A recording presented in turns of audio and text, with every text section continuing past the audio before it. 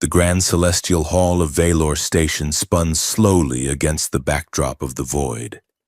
A diamond of glass and hyperalloy suspended over the planet's dark hemisphere. Inside, the air was scrubbed scentless and chilled to a temperature that human ambassadors found uncomfortable, necessitating the heavy fur cloaks they wore over their diplomatic uniforms.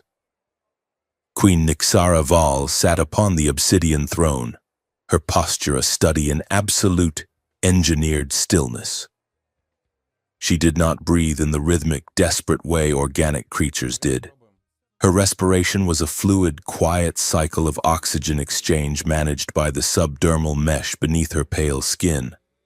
To the hundreds of dignitaries gathered on the polished floor below, she looked like a goddess of the night, tall, impossibly slender, with hair the color of starlight on water and eyes that possessed iridescent, violet pupils which dilated and contracted with the precision of a camera shutter.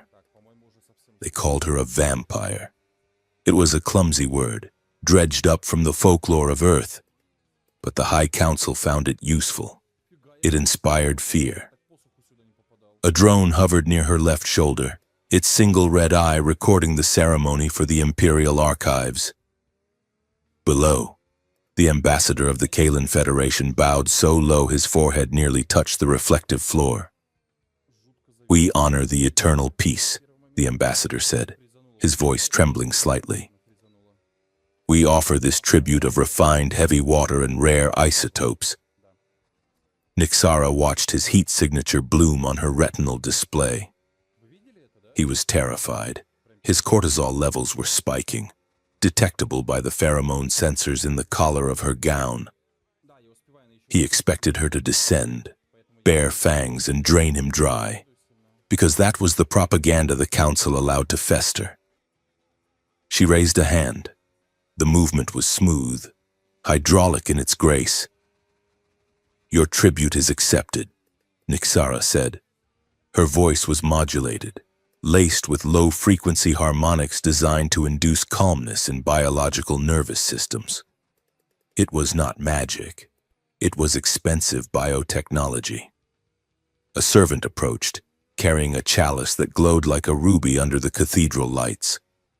It did not contain human blood.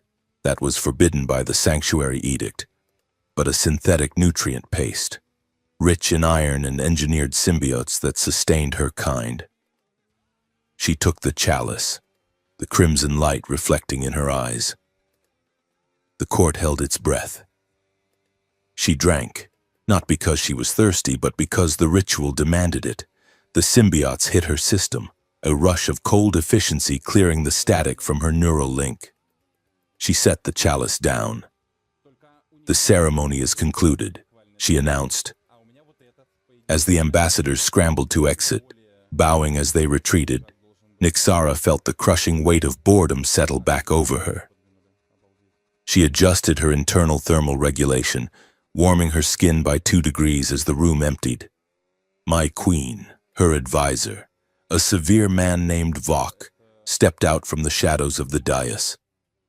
"The council has sent a new directive regarding the mining rights in the outer rim." "File it," Nixara said, standing, her gown, woven from liquid crystal fabric, shifted color from midnight blue to black. "I am retiring to the sanctuary. Do not disturb me unless a star goes supernova." Vok bowed, but his eyes lingered on her with a calculation she did not appreciate. "As you wish." Nixara turned and walked toward the private lift, her footsteps silent. They treated her like a monster, a deity, a weapon. They forgot that she was also a prisoner of the very laws she upheld. Light years away, in the gritty, chaotic swirl of the scrapyard belt, Jace Kellen was having a significantly worse day.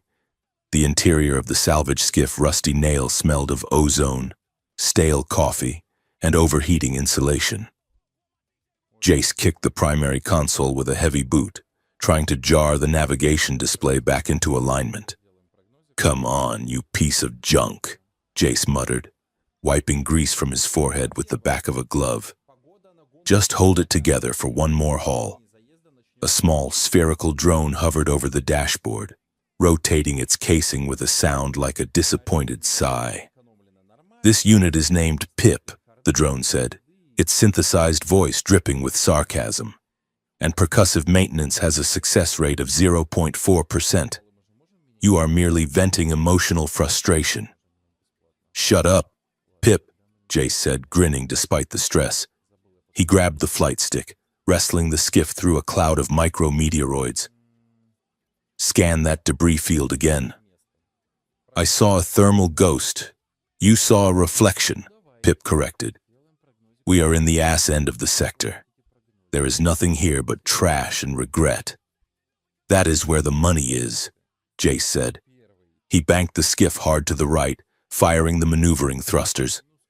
The cloud of debris parted, revealing the skeletal remains of a ship. It wasn't just any ship. It was a diplomatic cruiser, sleek and silver, its hull torn open as if a giant hand had crushed it. Jace whistled low. Look at that.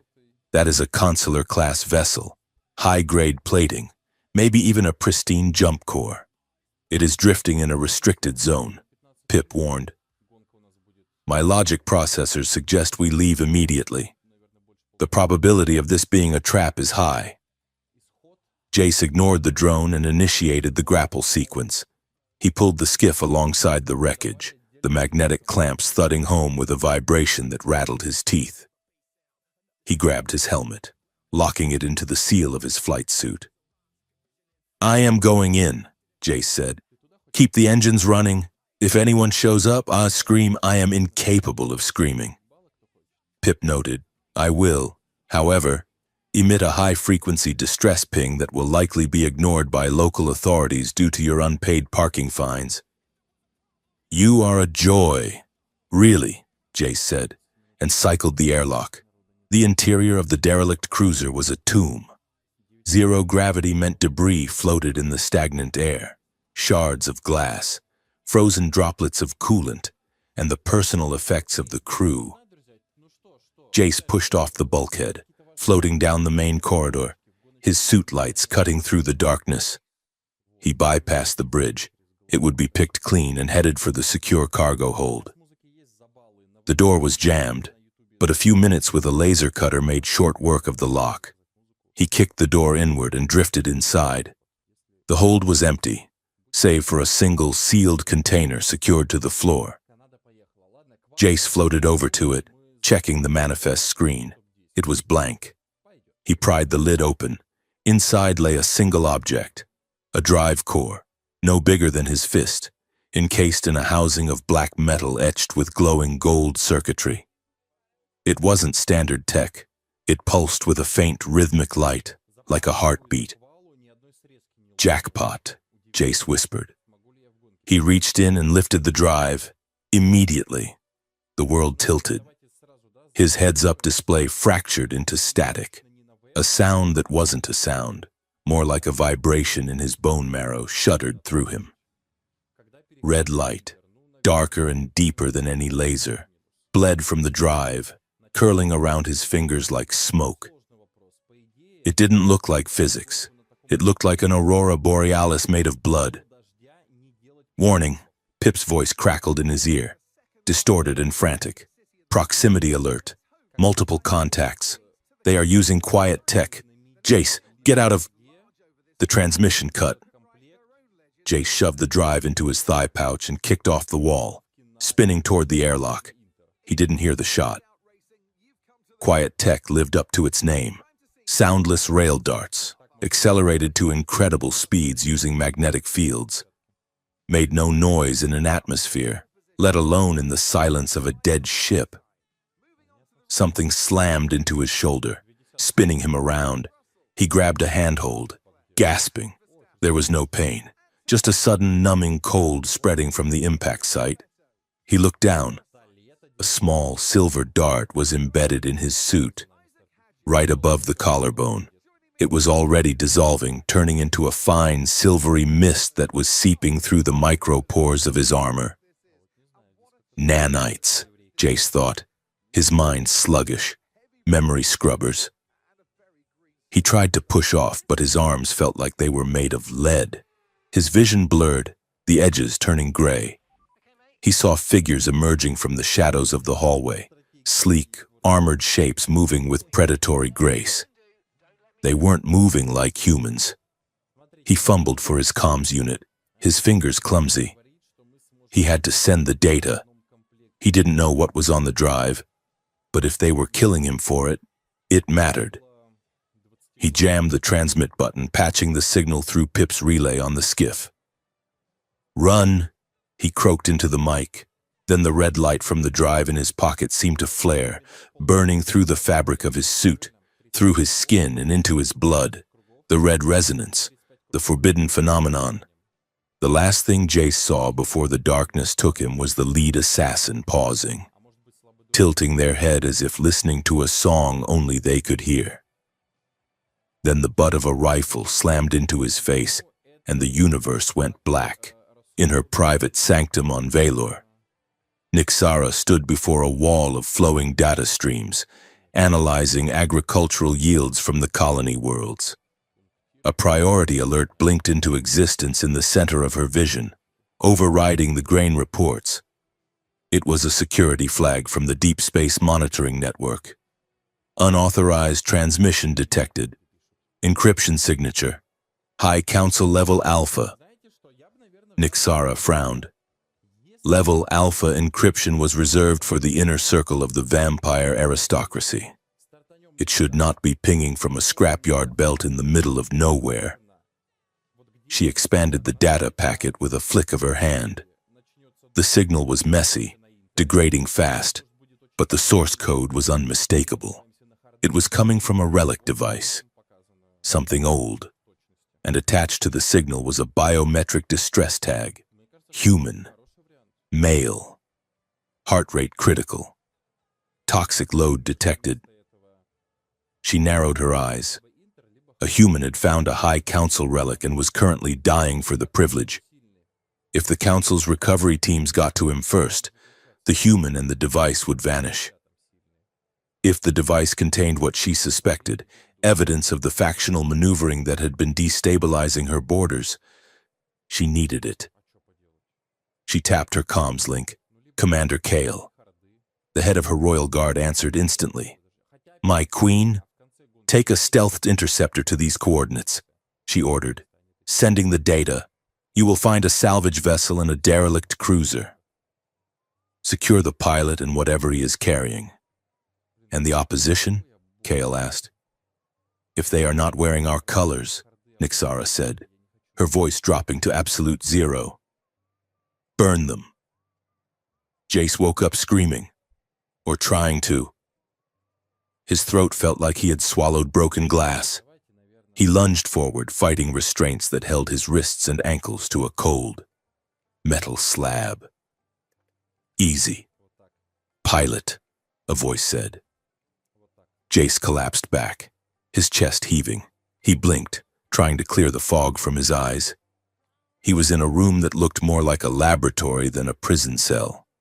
The walls were luminous white, sterile and blinding. Standing over him was a woman. No, not a woman.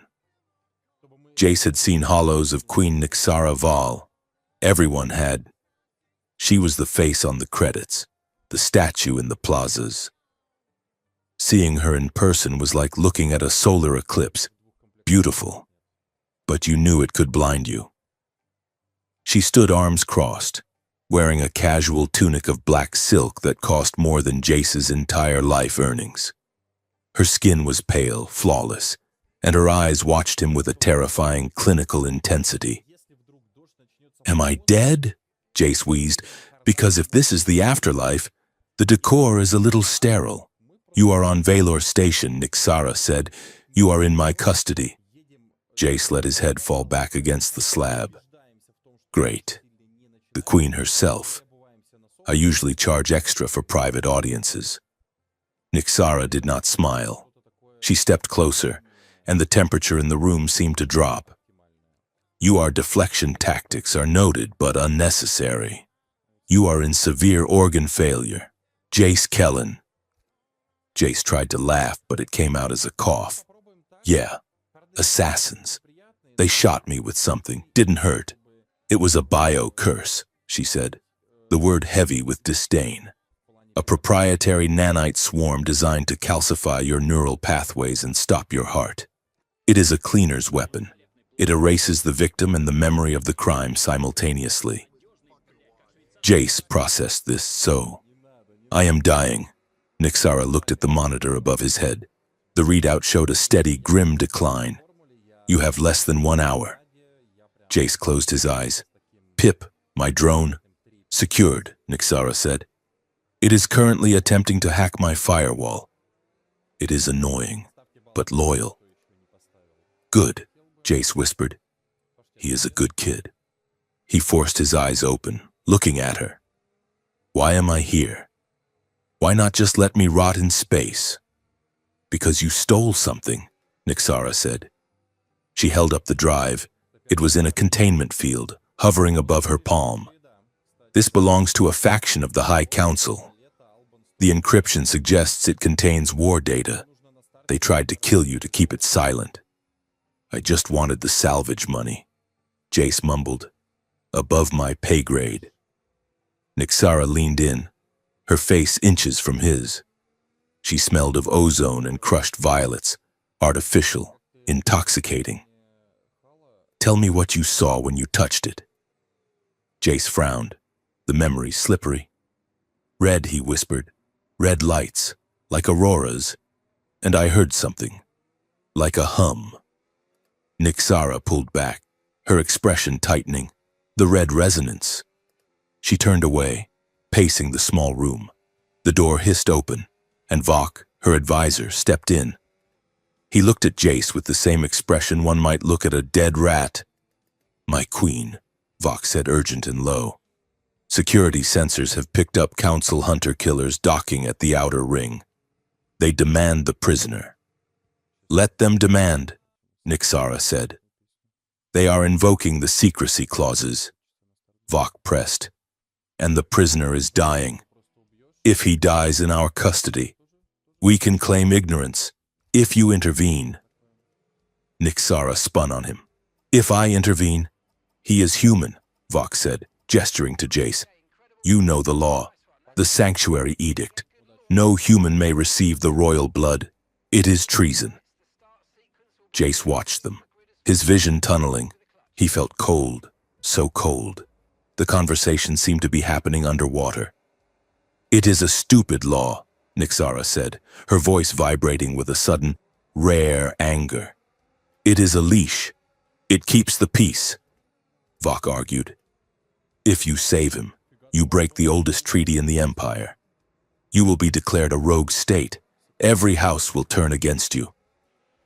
Nixara looked at Jace. He was shivering now, his skin gray. He looked pathetic, broken. Just a piece of debris the galaxy had decided to discard. But he had held the drive. He had triggered the resonance. He was the only witness to a conspiracy that threatened her throne. And more than that, she was tired. She was 300 years old, and she was tired of watching people die because a piece of paper said they had to. Get out, Nixara said to Vok. My queen, get out. Vok paled, bowed stiffly, and retreated, the door sealing behind him. Nixara walked back to the slab. She looked down at Jace. He was barely conscious. Hey, Your Highness, Jace whispered, his voice a thread. If you are going to kill me, make it quick. I am not going to kill you, Nixara said. She reached up and unclasped the high collar of her tunic, exposing the pale skin of her neck. She tapped a sequence into the medical console. A robotic arm descended, holding a syringe gun loaded not with medicine, but with a vial of her own blood, drawn moments ago, dark, rich, and teeming with royal symbiotes. This is going to hurt, she said. What is it? Jace asked, his eyes tracking the needle. A royal blood oath, she said. It is forbidden. It will bind your biology to mine. The symbiotes will consume the nanites, destroying you, but they will change you. Change me how? Nixara didn't answer. She took his hand. Her skin was cool, hard like polished stone. I broke the law to save you, she whispered, her voice trembling with the magnitude of what she was about to do. Now you're the most hunted human alive. She pressed the injector against his neck and pulled the trigger. Jace screamed, and it wasn't pain, and it was fire. It was liquid starlight injected directly into his veins. He arched off the table, his muscles locking.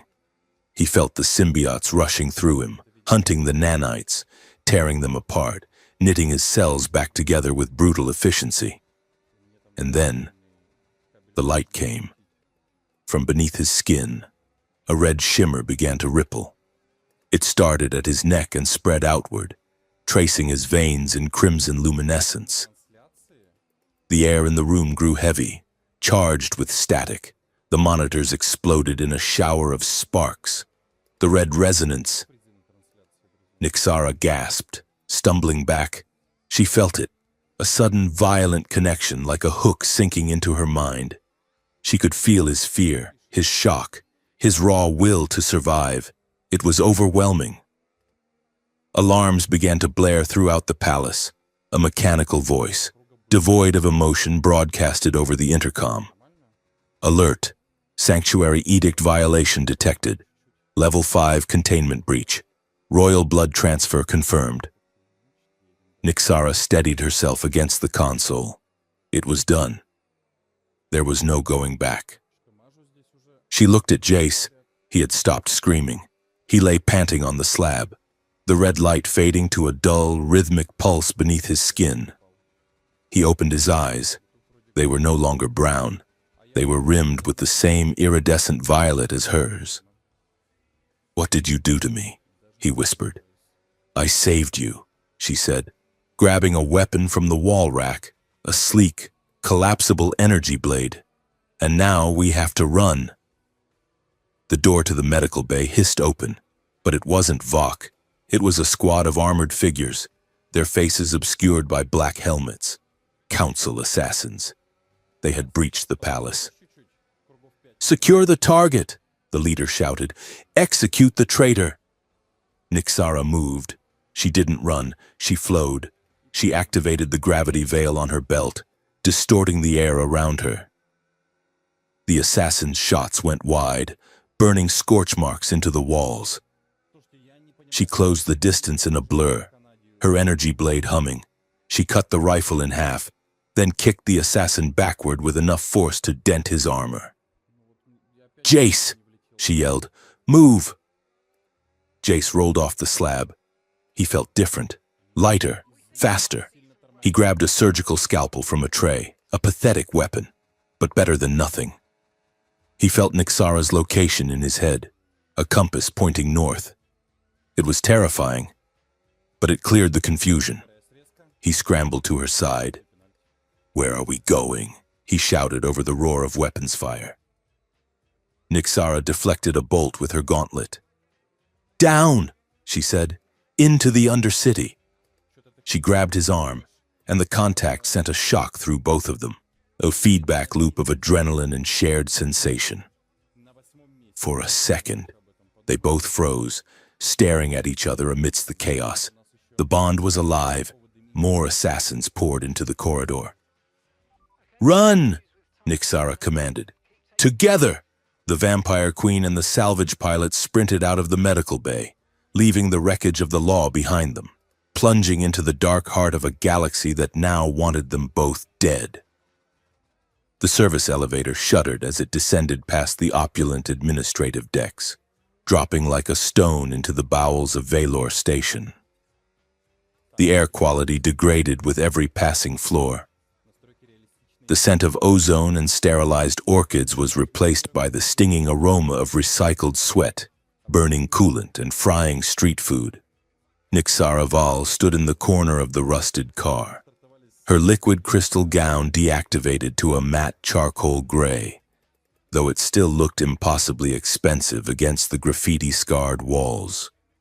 She held herself with the rigid discipline of a queen, but Jace could see the tremor in her hands. You are vibrating, Jace said, leaning against the opposite wall. He felt lighter, dangerously so, as if gravity had decided to make an exception for him. I am recalibrating, Nixara corrected, her voice tight. The atmospheric pressure down here is unregulated, and the local node density is giving me a migraine. Jace looked down at his own hands. The red shimmer under his skin had faded to a dull, latent heat, but he could feel it waiting. Recalibrating, Jace repeated. Is that vampire for freaking out? Because I am definitely freaking out. The elevator slammed to a halt. The doors groaned open, revealing a cavernous promenade bathed in flickering neon advertisements and heavy industrial fog. This was the underlevels, a city beneath the city, where the sunlight never touched and the Empire's laws were treated as mild suggestions. Welcome to the bottom of the food chain, Jace muttered. They stepped out. The crowd was a thick, surging river of humanity and lower-caste aliens. Scavengers hawked stripped engine parts on blankets. Food stalls hissed with frying synthetic proteins. And in the shadows, cyberdocs performed surgeries with rusty tools. Above them, a massive holographic billboard flickered to life. It dominated the ceiling of the promenade, projecting a 10-meter-tall image of Jace's face. It was a mugshot taken from his pilot license, looking tired and unshaven. Wanted flashed in brutal red letters. Priority Class Alpha, alive, reward, 20 million credits. Jace stopped dead, staring up at himself. 20 million, he whispered.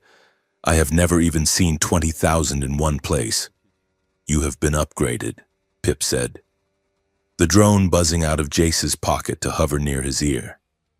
According to current market rates, you are now worth more than a small moon or a heavy cruiser. Congratulations on your appreciation and value. Shut it, Pip, Jace said, pulling his hood up. Nixara stared at the screen, her expression unreadable. It is a royal bounty, she said softly. Only the High Council can authorize that amount. They have activated the Sovereign Assets Clause, which means every bounty hunter, mercenary, and desperate citizen in this sector is now looking for you, she said. And they will tear this station apart to find you. As if on cue, a group of station security guards pushed through the crowd ahead. They wore the crest of House Val, Nixara's own crest. Nixara instinctively straightened, stepping into their path, expecting deference. Stand aside, she commanded, her voice carrying the pheromonal weight of authority. The guards froze. They recognized her. For a heartbeat, training kicked in, and they began to bow. Then, the sergeant looked up at the billboard, then back at his queen. He looked at the human beside her, whose veins pulsed with the forbidden red light. Disgust warred with fear on the sergeant's face. He did not bow. He took a half-step back, his hand drifting to his stun baton. My queen, the sergeant said, his voice trembling. You are in violation of the edict. Nixara's eyes widened slightly. It was the first time in 3 centuries a subordinate had hesitated to obey her. Stand down, Sergeant, she said, but the command lacked its usual psychic weight. The doubt in the air was palpable. It disrupted the biofeedback loops she relied on. We cannot, the sergeant said, drawing his weapon. Secure the human. Nixara moved before Jace could even flinch. She did not use lethal force. She stepped inside the sergeant's guard, her movement a blur of efficiency, and struck a nerve cluster in his neck. He folded instantly. She shoved him into the 2 guards behind him, creating a domino effect of stumbling armor. Run, she hissed to Jace. They bolted into the throng, weaving through the startled market-goers. Jace felt a surge of adrenaline that wasn't entirely his own. It was sharp, cold, and calculated. He realized with a jolt that he was feeling her panic, filtered through the bond. They ducked down a narrow alleyway lined with steaming vents, the shouts of the guards fading behind them. Nixara pressed her back against the wet brick, her chest rising and falling in a simulated breathing rhythm that was now erratic. "My own guard," she whispered, staring at the grime on the opposite wall. They looked at me as if I were the infection. "You broke the big rule," Jace said, checking the corner. "People get weird about that. We need to disappear. Do you have a safe house?" "I have palaces," Nixara said bitterly, her tone dry. "I have fortresses. I do not have bolt holes in the slum district."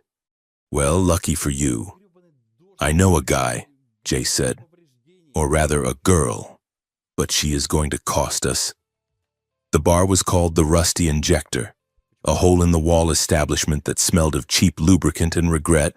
In the back booth, with boots propped up on the sticky table, sat Sable Rin. Sable was a pirate courier of infamous reputation, dressed in a flight jacket that had seen more star systems than most diplomats. She had a cybernetic eye that whirred softly, cycling through colors, and a smile that suggested she knew exactly where the bodies were buried because she had sold the shovels. Well, Sable drawled as Jace slid into the booth, pulling a hooded Nixara with him. "If it isn't Jace Kellen, I saw your face on the big screen. You are looking very expensive today, darling. I need a hole to crawl into." "Sable," Jace said, skipping the pleasantries, "and a secure terminal." Sable took a slow sip of her drink, her mechanical eye zooming in on Nixara. "And you brought a friend," she noted. "A very tall, very quiet friend who is wearing a kinetic weave gown that costs more than my ship." Sable leaned forward, her voice dropping. "Is that the Queen of Valor? In my favorite dive bar?" Nixara lowered her hood. Her face was composed, her fear locked away behind a mask of icy aristocracy. "I require safe passage and anonymity," Nixara said. "Name your price." Sable grinned, showing a gold tooth. "Cash is boring, Your Majesty. But having the High Queen owe me a favor? That is interesting and entertaining. I love a good scandal." She kicked a heavy duffel bag out from under the table. "There are change of clothes in there, ugly stuff. You will hate it. We move in 5 minutes. I have a safe house in the maintenance sector." As they moved through the back alleys toward Sable's safe house, the city seemed to be closing in. Every screen they passed cycled between advertisements for synthetic ramen in Jace's face. "This is becoming redundant," Pip chirped from Jace's shoulder. "I am initiating a countermeasure." "Pip, what are you doing?" Jace asked. A moment later, the billboard across the street flickered. Jace's mugshot vanished, replaced by a looped video of a very pompous council high minister tripping over his own ceremonial robe at a gala 3 years ago. The next screen changed too, showing the same minister picking his nose during a Senate hearing. "Humor is a known stress reliever," Pip stated. "Also, I enjoy anarchy." Sable threw her head back and laughed, a loud barking sound that echoed in the narrow street. "I like the drone," she declared. "We are keeping it." The safe house was a converted maintenance hub behind a massive ventilation fan. It was noisy, vibrating constantly, but it was off the grid. While Sable went to secure the perimeter, Jace and Nixara sat on crates around a portable heater. Jace pulled the reliquary drive from his pocket. The gold circuitry glowed softly in the dim light. "We need to know what is on this," Jace said. "Why they killed my crew, why they want me dead." Nixara extended her hand, her fingernails lengthened slightly, turning into interface needles. "Allow me," she said. "I can bypass the biometric locks." She touched the drive. The air between them hummed. A holographic projection sprang to life, Not a clean stream, but fragmented, corrupted data, audio logs, star charts, and tactical simulations. Jace watched the scrolling text. Look at that, he pointed. That is a fleet movement order. But the dates, they are for next week. Nixara's eyes scanned the data at a speed Jace couldn't comprehend. It is a script, she said, her voice chilling. A false flag operation. These are orders for vampire stealth ships to attack a human colony transport in the Vega sector. They are going to massacre 5,000 humans and make it look like a sanctioned strike by my government. To start a war, Jace realized. To justify a purge, Nixara corrected. The High Council wants to seize the ancient relic zones. They need a war to invoke emergency powers, allowing them to override the territorial treaties. They are going to burn the galaxy down just to grab more land. Jace felt a wave of nausea.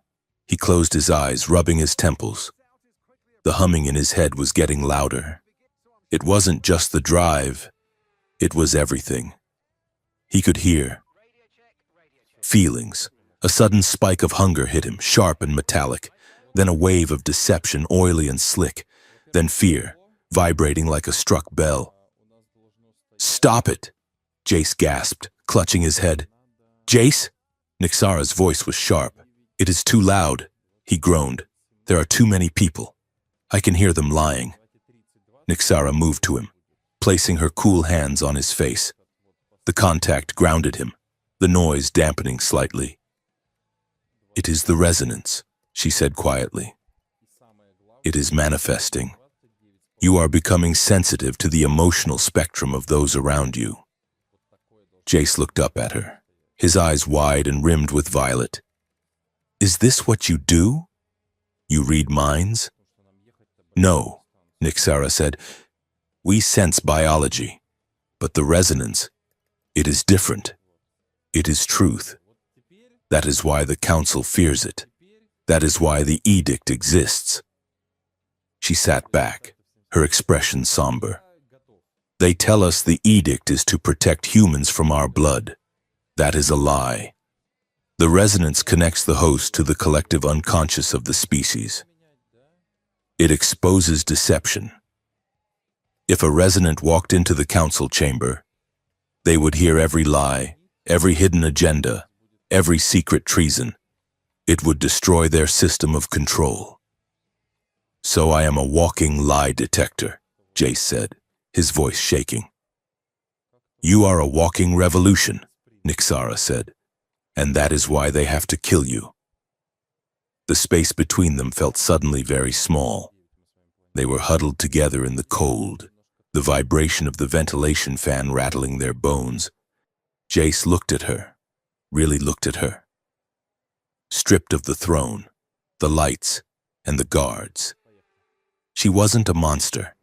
She was just a woman who had been lonely for a very long time, and he felt it. Through the bond, he felt a craving radiating from her. It wasn't hunger for blood, it was a desire for proximity, for heat. You are staring, Nixara whispered. You are projecting, Jace countered, his voice rough. You want to be closer? Nixara looked away, a flush of indigo coloring her pale cheeks. The oath creates a dependency, she admitted, her voice ashamed. It is biological. My symbiotes are in your blood. They want to return to the source. It is undignified. It does not feel undignified, Jace said. He reached out, his hand hesitating, then covering hers.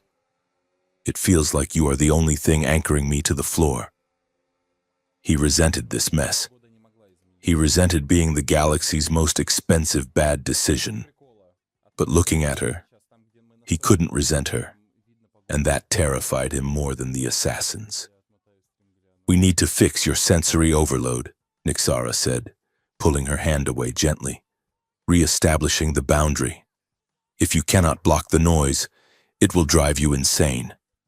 We need a medic. The black clinic was located inside a decommissioned sewage treatment plant.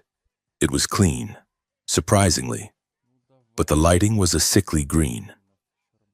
The medic was a Tellarite named Grix, a squat, four-armed surgeon who looked at Jace's glowing veins with greedy eyes. "Stabilization only," Nixara ordered, standing guard by the door. "Do not sever the bond. If you try to extract the symbiotes, the shock will kill him." "I know the theory," Grix grunted, typing on a console. "I have just never seen a resonant in the flesh. It is beautiful and illegal."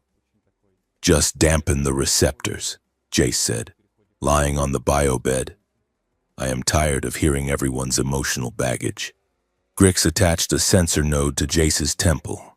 "This will take a moment. Just relax." Jace closed his eyes. He reached out with his new senses, trying to find Nixara's calm presence.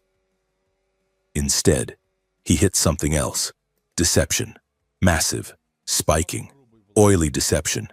He snapped his eyes open. "He is lying," Jace shouted. Nixara spun around just as the blast doors of the clinic blew inward. Grix scrambled back, pressing a panic button. "I am sorry. The bounty is too high." Smoke filled the room. Armored figures rappelled from the ceiling vents. They weren't standard security. They wore matte black armor with no insignias. Hunters. Nixara did not hesitate. She flicked her wrists, and liquid metal flowed from her bracelets, solidifying into long, curved blades. She moved like a storm, intercepting the first two hunters before they hit the ground. Jace rolled off the bed as a stun bolt scorched the mattress. He grabbed a heavy surgical laser from the tray. "Pip, combat mode," Jace yelled. "I am a salvage drone," Pip shrieked, buzzing frantically around a hunter's helmet. "I can only offer mild annoyance." Nixara was a whirlwind of violence in the center of the room. She used a gravity veil to pull a hunter off balance, then struck with the flat of her blade, shattering his helmet visor. But there were too many of them. "Hold fire!" A deep, commanding voice boomed over the chaos. The hunters froze. Striding through the smoke was a man who looked like he had been carved from granite. He wore a long coat of dragon leather and carried a heavy pulse rifle casually over one shoulder. He had a scar running through one eyebrow and a look of absolute, weary conviction. Varric Thorn, the most famous vampire hunter in the sector. He stopped in the center of the room, looking at Nixara with a mixture of hatred and respect. "Queen Nixara," Varric said, his voice gravel. "You have fallen far, from the throne room to a sewer." "Varric," Nixara said, holding her position, "blades ready." "You are working for the council now? I thought you despised them." "I despise monsters," Varric said, "and you have created a new one." He turned his gaze to Jace. Jace raised the surgical laser, his hand shaking. "Easy, son," Varric said, his tone shifting to something almost fatherly. "I am not here to kill you. I am here to liberate you." "I do not feel very liberated," Jace snapped. "She has infected you," Varric said, gesturing to Nixara. "She has turned you into a weapon against your will. That bond you feel, that loyalty, it is a biological trick. It is slavery." He held out a hand. "Walk away from her." "Jace, I have a containment unit outside. We can purge the blood. It will hurt, but you will be human again. You will be free, and she will face justice." Jace looked at Varric. He heard the man's emotions through the resonance. Conviction, honesty, righteousness. Varric believed every word he was saying. He wasn't lying. Then Jace looked at Nixara. She stood alone, surrounded by enemies, waiting for his choice. She didn't plead. She didn't command. She just watched him, her violet eyes wide with a terrible resignation. She expected him to leave. Jace felt the bond. It wasn't a chain. It was a lifeline. He felt her fear, not for herself, but for him. She broke the law to save me, Jace said, his voice steadying. She could have let me die, she didn't. She did it to use you, Varric argued. No, Jace said. She did it because she is the only one in this galaxy who gave a damn. I am not going anywhere. Varric's face hardened. He sighed, shifting his rifle. Then you are lost. Jace fired the surgical laser, not at Varric, but at a steam pipe above the hunter's head. The pipe burst, spraying scalding steam into the center of the room. Move, Jace yelled. Nyxara lunged. She didn't attack Varric. She vaulted over him, grabbing Jace by the collar of his jacket. She utilized her gravity veil to blast a hole through the back wall of the clinic, blowing out the brickwork. They tumbled out into the alleyway, skidding on the wet pavement. Varric burst through the smoke behind them, raising his rifle. Nyxara spun, throwing a gravity pulse that knocked his aim wide. The shot slagged the wall inches from Jace's head. She had a clear shot at Varric's exposed chest. Her liquid blade extended. She could end the threat.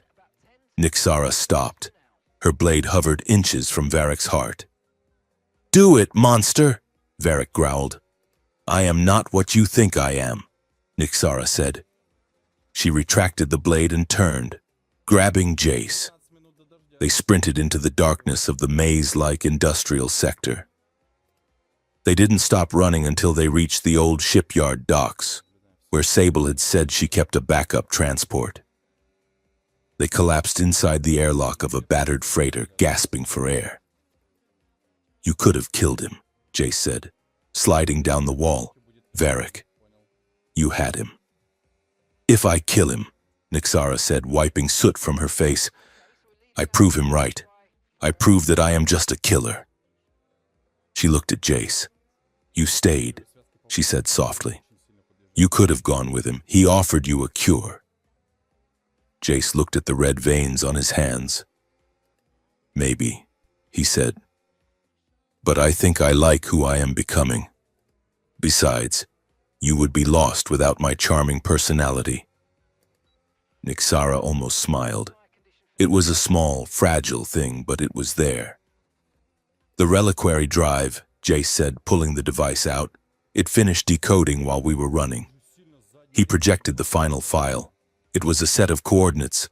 A dead world, Nyxara said, recognizing the star chart. Silverus. It was the capital of the old empire before the silence. There is something there, Jace said. The data calls it a court engine. A broadcasting array. If it is real, Nyxara said, realization dawning. It can broadcast a signal across the entire subspace network. We can bypass the Council's media blockade. We can show the galaxy the truth about the false flag attack. We just have to get there, Jace said. Sable's voice crackled over the ship's intercom. If you two lovebirds are done bonding, I have spun up the FTL drive, but we have company. Lots of company. Jace scrambled to the cockpit. The sensors showed a swarm of council ships closing in, led by Varric's heavy cruiser. Buckle up, Jace said, strapping into the pilot's seat. This is going to be a rough jump. He punched the coordinates for Silverus. The stars outside the viewport stretched into lines of light. Ready? Jace asked. Nyxara strapped into the co-pilot seat. She looked at him, and for the first time, she looked like a partner, not a queen. Ready, she said. Jace slammed the throttle forward. The ship shuddered and vanished into the void, leaving the hunters grasping at stardust, racing toward a dead world and a truth that would burn the Empire down. The unauthorized transport vessel, christened the Driftwood by its previous, less-than-legal owners, cut a silent path through the Grave Lantern corridor. Outside the reinforced viewports, the universe had abandoned the comforting black of normal space. Here, the vacuum was thick with a phenomenon that defied standard astrophysics. Great ribbons of crimson energy, like auroras torn from a planet's atmosphere and cast adrift in the void, undulated slowly against the stars. They pulsed with a rhythm that felt biological, a heartbeat spanning light years. Jace Kellen sat in the pilot's chair, his boots propped up on the console, watching the red light wash over the dashboard. He wasn't flying. The nav computer was threading the needle through the anomaly, but his hands twitched in his lap every time the ship passed through a particularly dense ribbon of light. The veins in his arms flared. The red resonance under his skin hummed in harmony with the cosmos outside. It wasn't painful, but it was loud, a choir of whispers at the back of his skull that he couldn't quite understand. "It is older than us," Nixara said. Jace jumped slightly. He hadn't heard her approach. The vampire queen stood in the doorway of the cockpit, stripped of her ceremonial armor. She wore a simple gray flight suit they had scavenged from the ship's lockers. It was too loose on her slender frame, and she had rolled the sleeves up, exposing the pale, marble-like skin of her forearms. She looked less like a deity now and more like a person, a tired, dangerous person. "What is?" Jace asked, rubbing his forearm to soothe the itching light. "The resonance," she said, moving to stand beside his chair. She looked out at the red ribbons. "Our historians claim the High Council invented the blood symbiotes. They claim we mastered biology to become superior. But when I look at this, I think we merely tapped into something that was already here. Something the universe was already dreaming." Jace looked at the display. The sensors were screaming about radiation types that didn't have names. "If the universe is dreaming this," Jace muttered, "then the universe is having a nightmare." He spun the chair around to face her. "You should sit," he said. "That gash on your shoulder opened up again when we hit the turbulence. It is superficial." Nixara dismissed, though her posture was stiff. "My clotting factor is reduced. Stress inhibits the regenerative cycle." "Sit," Jace ordered, pointing to the co-pilot seat, "or I will have Pip buzz around your head until you are annoyed into submission." "I heard that," the drone chirped from the ceiling. "I am currently charging, but I can deploy annoyance protocols at 40% efficiency." Nixara sighed, a sound that was becoming surprisingly human, and sat.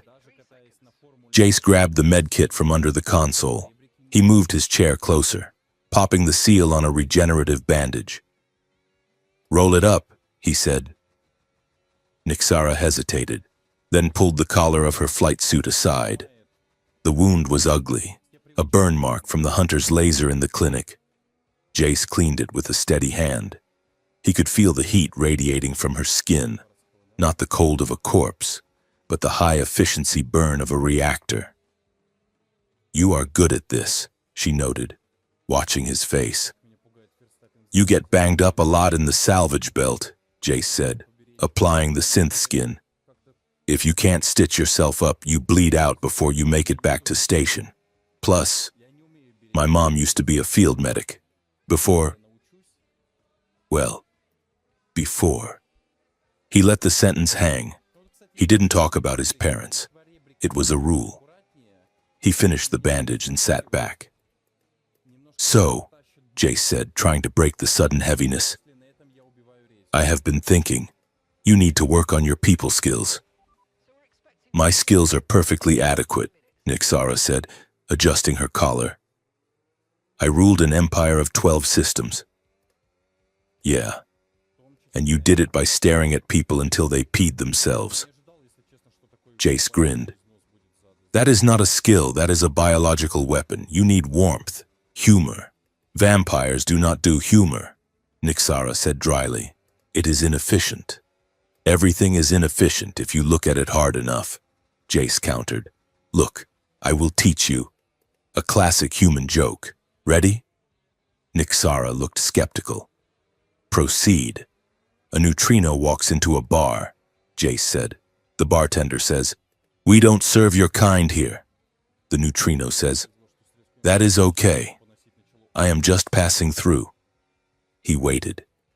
Nixara stared at him. Her violet pupils dilated and contracted. "I do not understand," she said. "Neutrinos interact so weakly with matter that a bar structure would present no obstacle. It is factual, not humorous." "That is the point," Jace laughed. "It is a physics joke. Okay, try this one. Why did the Scarecrow win an award? I do not know what a Scarecrow is because he was outstanding in his field." Jace delivered the punchline with finger guns. Nixara blinked, slowly. The corner of her mouth twitched. It wasn't a laugh, but it was a crack in the ice. "That is terrible," she said softly. "It is gold," Jace corrected. "And you smiled. That counts." The smile faded as quickly as it had appeared. Nixara turned her gaze back to the red swirling dark outside. "Why did you save me?" she asked suddenly. Jace paused. "Back at the clinic? Because you saved me first. Fair is fair." "No," Nixara said, turning to look at him with an intensity that pinned him to the chair. "Why did you stay? Varric offered you a way out. You could be human again. You could be safe." Jace looked down at his hands. The red light under his skin pulsed in time with hers. "I don't know if I can be just human anymore," he admitted. "But I looked at you, in that alley, and I saw something I recognized." "What?" "Panic," Jace said. "Not the scream and run kind. The kind where you realize you are trapped in a machine that is grinding you down, and you have no idea how to stop it. I have felt that my whole life. The council, the poverty, the debts. I am just a cog. But you are the queen, and you look just as trapped as I was." Nixara looked away, her jaw tightening. "I am not a queen," she whispered. "I am a signature, a seal of approval on atrocities I never chose."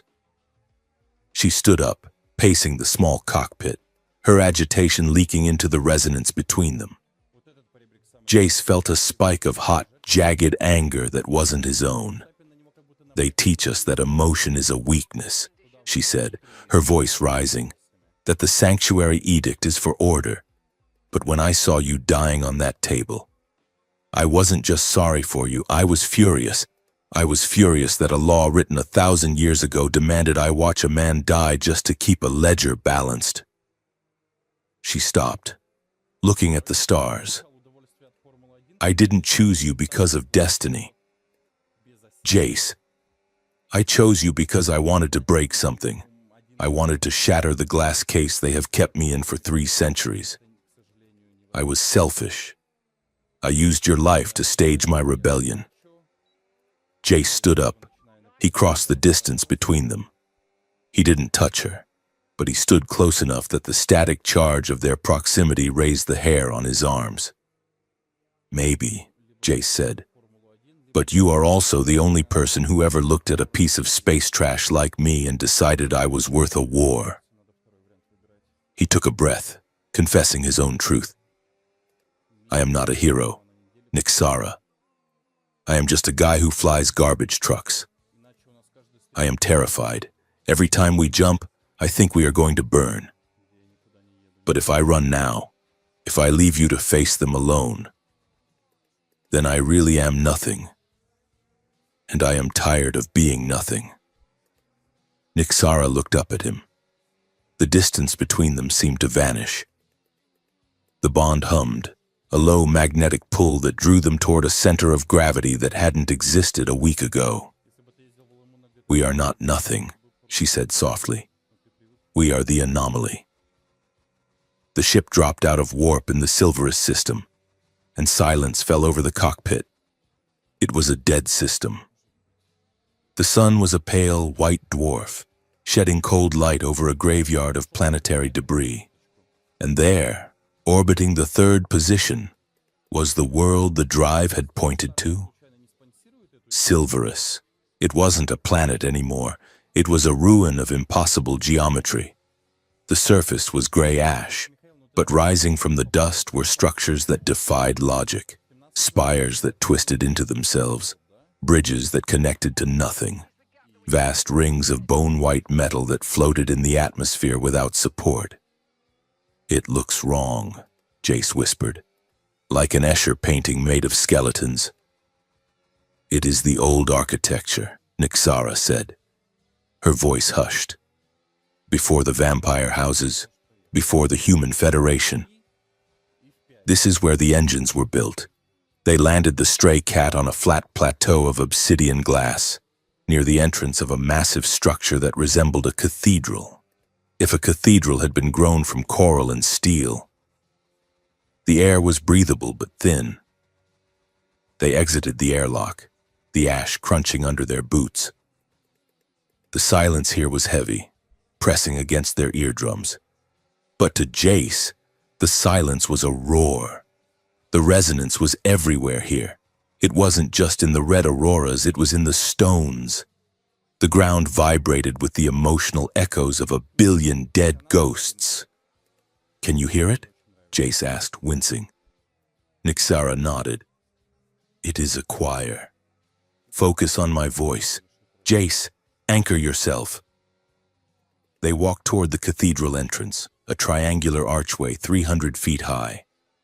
As they crossed the threshold, the light changed. The interior wasn't dark. The walls themselves glowed with a soft, bioluminescent pulse. In the center of the vast chamber stood the machine. It was a monolith of white metal, suspended over a pit of black nothingness. Cables thick as starships ran from the walls into its core. It pulsed with a steady rhythmic thrumming that matched the beating of Jace's heart. The court engine. Nyxara breathed. "It is dormant. We need to bridge the connection manually." They approached the central platform. But as they stepped onto the bridge leading to the machine, the air suddenly thickened. The reality of the room began to warp.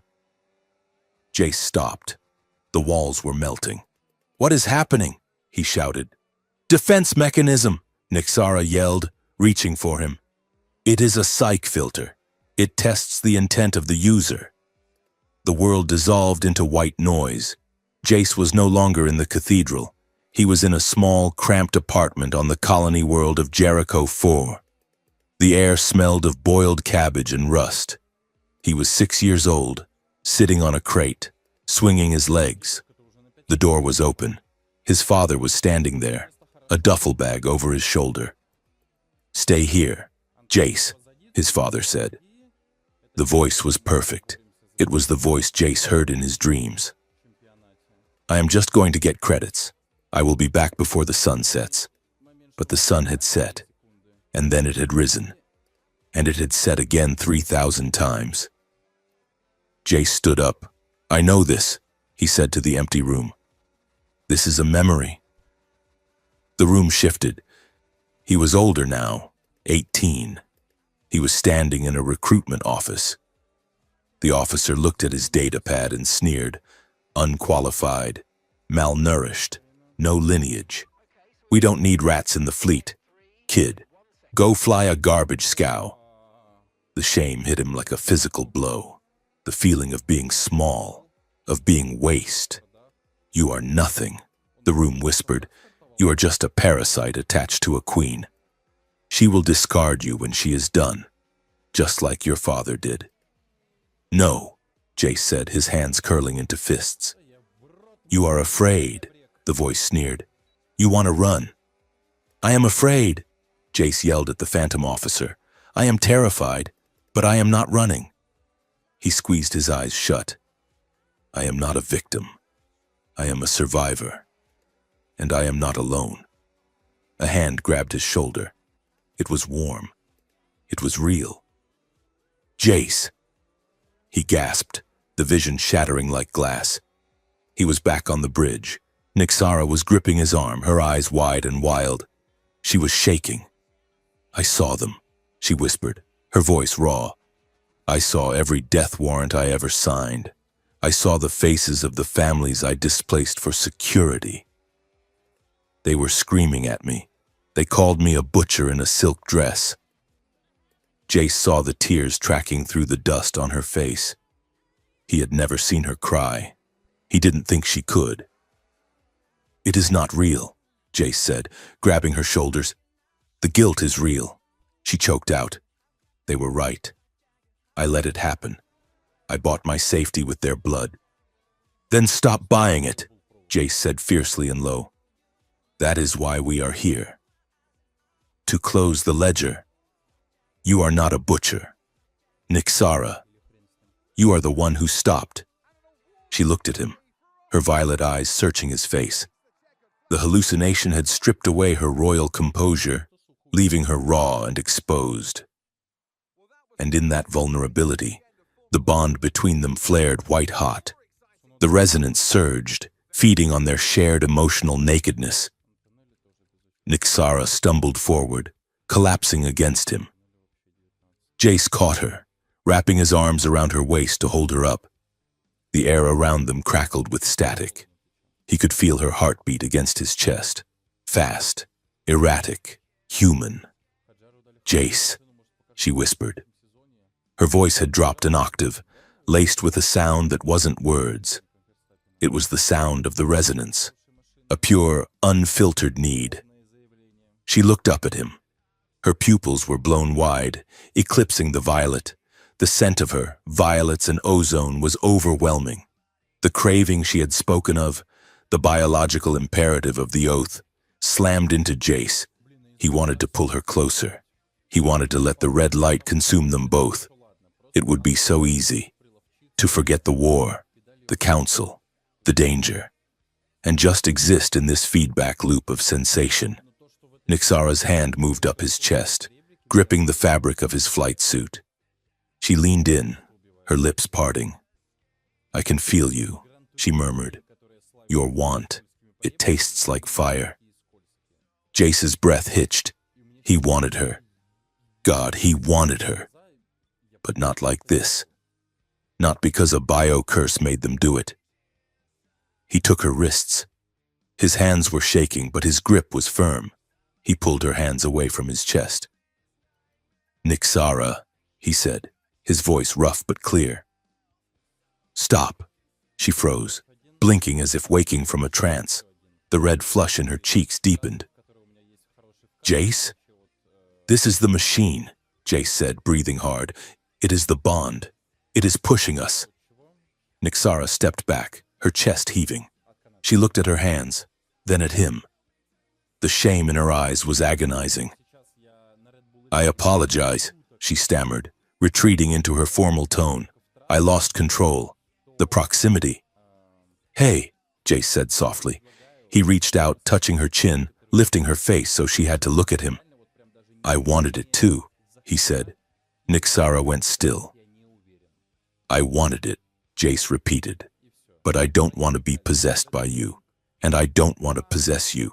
If we do this, if there is ever an us, it is going to be because we chose it, not because of the blood.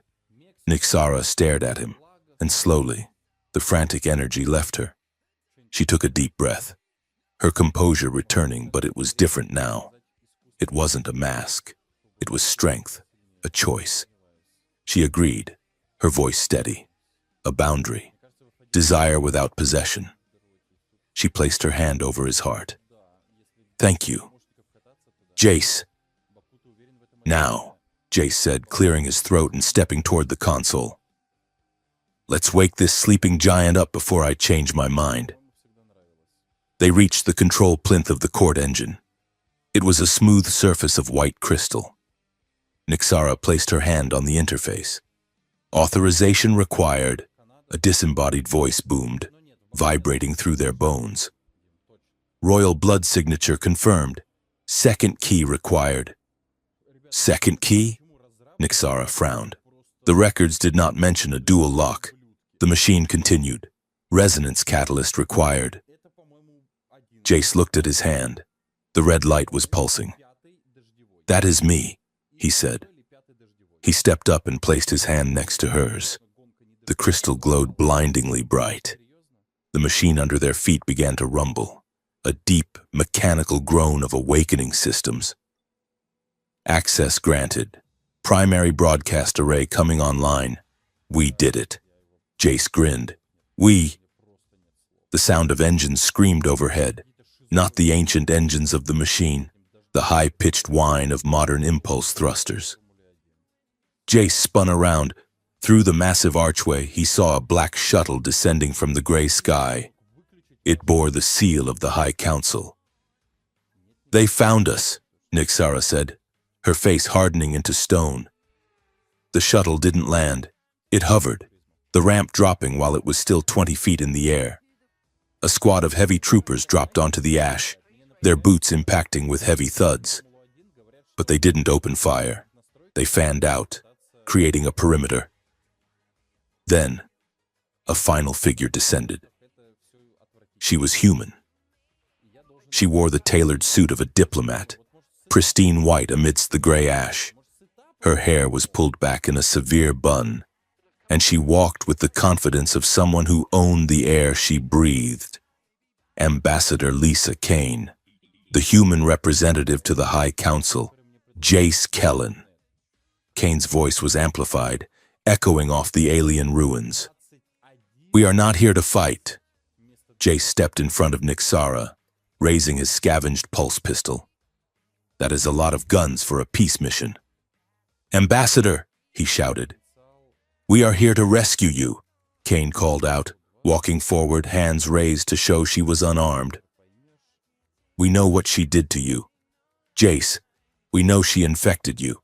She is using mind control. It is a slave bond." She stopped at the edge of the bridge. "Come with us, Jace. We have a medical team on the flagship. We can flush the symbiotes.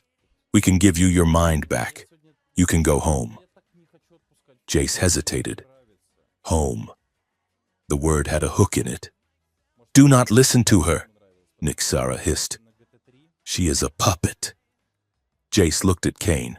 She looked sincere. She looked worried for him. "She is a monster." "Jace," Kane pressed. "She broke the edict to turn you into a weapon. Look at yourself. You are glowing. You are an abomination to your own species. Come back to humanity." Jace lowered his gun slightly. The offer was seductive. To be normal again. To stop the noise in his head. "Jace," Nixara said warningly. "Quiet," Jace said. He closed his eyes.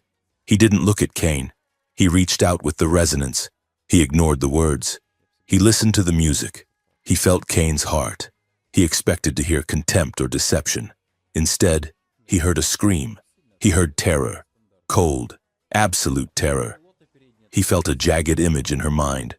A picture of an elderly man and a young girl, kneeling in a room with a bag over their heads. A gun pressed to the child's temple. "Please let him believe me," Kane's inner voice screamed. "Please, or they will kill them." Jace opened his eyes. He looked at the ambassador.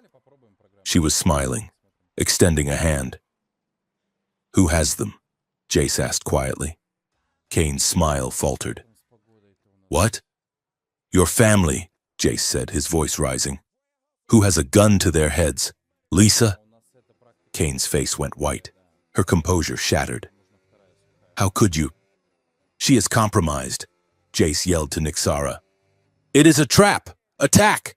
the squad leader shouted. Kane dove to the ground as the troopers opened fire. Nixara moved instantly. She threw up a gravity veil, catching the plasma bolts in midair and flinging them back into the stone floor. "Get to cover!" she commanded. The court engine, reacting to the violent energy discharge, suddenly woke up fully. The floor beneath them lurched. The gravity in the chamber flipped 90 degrees. Jace yelped as the wall became the floor. He slid down the smooth stone, scrambling for purchase. Nixara landed gracefully beside him, her boots magnetic. "The machine is reacting to the aggression," she shouted over the chaos. "The geometry is destabilizing. The troopers were having a harder time.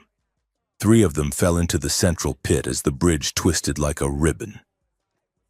"We need the data shard," Jace yelled, pointing to the central console which was now sticking out of the ceiling. "I will boost you," Nixara said. She grabbed his belt. Jace didn't ask how. He trusted her. She activated her gravity gauntlets and flung him upward.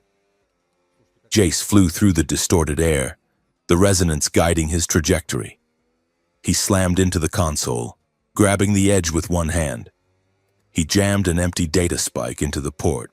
"Downloading," he shouted. Plasma fire chewed up the stone around him. He pulled his pistol and fired blindly behind him, trusting the resonance to aim. He felt the surprise of a trooper before he even saw him, and put a bolt through the man's shoulder. "Got it." Jace yanked the shard free. "Nixara, catch!" He let go, dropping into the void. Nixara leaped from the wall, catching him in midair. She fired a grapple line from her wrist, swinging them across the chasm as the room spun again. They landed hard near the exit, rolling to a stop. Ambassador Kane was huddled behind a pillar, sobbing. Jace grabbed her arm as they ran past. "Come with us," Jace yelled. "We can save them, I can't," she wailed, pulling away. "They are watching. Go!" She shoved him toward the exit. "Run!" Nixara grabbed Jace's collar and dragged him out into the ash. The cathedral was groaning, the bone-white spires twisting into knots. They sprinted for the stray cat. The council shuttle was lifting off, firing its cannons at the ruins to bury the evidence. "Get us out of here!" Nixara yelled as they threw themselves into the airlock. Jace scrambled to the pilot's seat, slamming the throttle. The ship shot upward, blasting through the ash cloud just as the cathedral collapsed into a singularity of twisted space. Orbit. Safe distance. Jace slumped in the chair, the data shard clutched in his hand. He was shaking. Nixara stood behind him, staring at the view screen. The council fleet was blockading the planet, but they were on the dark side, hidden by the debris field. "We have the proof," Jace said, holding up the shard. "We have the massacre orders. We have the proof that Kane was coerced." Nixara didn't answer. She was looking at a news feed broadcasting on the secondary monitor. It was High Council Archon Sarek. He was standing on a podium, looking grave, due to her treasonous alliance with the human insurgent Jace Kellen and her unprovoked attack on a diplomatic mission. The High Council hereby invokes the right of severance. Nixara went very still. Nixara Val is stripped of her titles, her lands, and her blood rights. She is declared Void Queen. Let no house shelter her. Let no law protect her. She is excommunicated from the Empire. The image shifted to Jace's face. The human, Jace Kellen, is designated a planetary-level threat. Bounty increased to 50 million credits, dead or alive. Nixara reached out and turned the screen off. The silence in the cockpit was absolute. "Void Queen," she whispered. "It means I am nothing. I don't exist legally. Anyone can kill me without consequence." Jace stood up. He walked over to her. He took her hand, the hand that had once held a scepter. "You are not nothing," he said, echoing her words from before. "You are the woman who broke the law to save me." He squeezed her hand. "And now, we are going to break them." Nixara looked at him. The despair in her eyes hardened into something colder, sharper. "Yes," she said. "We are outside." The stars looked cold and indifferent, but inside the small, battered ship, the red light of the resonance pulsed between them, a heartbeat of war that was just beginning. The Laughing Spire was less a space station and more a precarious architectural joke held together by duct tape, prayer, and illegal gravity plating. Located in the lawless fringes of the Traverse, It was a vertical city of neon-drenched vice where smugglers gambled with oxygen credits, and the local news feed was permanently stuck on a loop of psychedelic detergent commercials. It was the last place anyone would look for a Void Queen, mainly because the Void Queen was currently wearing a neon-orange sanitation worker's jumpsuit and a holographic visor that projected a fake mustache onto her upper lip. "I hate this," Nixara said, her voice muffled by the collar of the jumpsuit. "I hate this with every fiber of my being." "You look rugged," Jace said, struggling to keep a straight face. He was dressed in a similar outfit, though his visor projected a unibrow that twitched whenever he blinked. "It really brings out your eyes." Sable Rin, who was walking ahead of them in her usual pirate leathers, spun around with a grin that was entirely too wide. "Stop complaining, Your Highness. This is camouflage. Nobody looks at the sanitation crew. We are invisible. I feel ridiculous," Nixara muttered, stepping over a puddle of questionable glowing liquid. "If the High Council saw me now, they would not execute me. They would die of laughter." "That is the plan," Sable said. "Now, keep your head down. We need fuel, we need food, and we need to not get shot by the 500 bounty hunters currently drinking at the bar to our left." They navigated through the crowded bazaar. The air smelled of burnt sugar and ozone. Aliens of every shape and size haggled over stolen goods. A loudspeaker blared a propaganda message from the council. "Citizens, report any Red Resonance activity. The traitor Jace Kellen is armed and contagious." Jace pulled his cap lower. "I am contagious now? That is a new one." "We have a problem," Pip whispered, hovering close to Jace's ear. The drone had been painted with rust-colored primer to look like junk tech. "My internal diagnostics indicate the ship's fuel cells are at 4%. We do not have enough credits to refuel. My attempts to hack the local banking nodes have been thwarted by a firewall named Big Mama." Sable stopped at a kiosk selling fried lizards on a stick. "We are broke," she confirmed. "And my credit line here is let us say, overextended, so we are stranded," Nixara said, crossing her arms. "In a sanitation suit." "Not necessarily," Sable said, pointing to a massive netted arena in the center of the lower deck. Crowds were cheering as sparks flew from two battling machines. It was a drone fighting pit. Illegal, unregulated, and high stakes. Sable said, "Winner takes the pot." Jace looked at Pip. Pip looked at Jace. "No," Pip said. "Absolutely not. I am a salvage drone. My primary function is inventory management and sarcastic commentary. I am not a gladiator. They have high-grade fuel rods as the second-place prize," Sable noted. Pip's optical sensor whirred. "I will destroy them," the drone decided.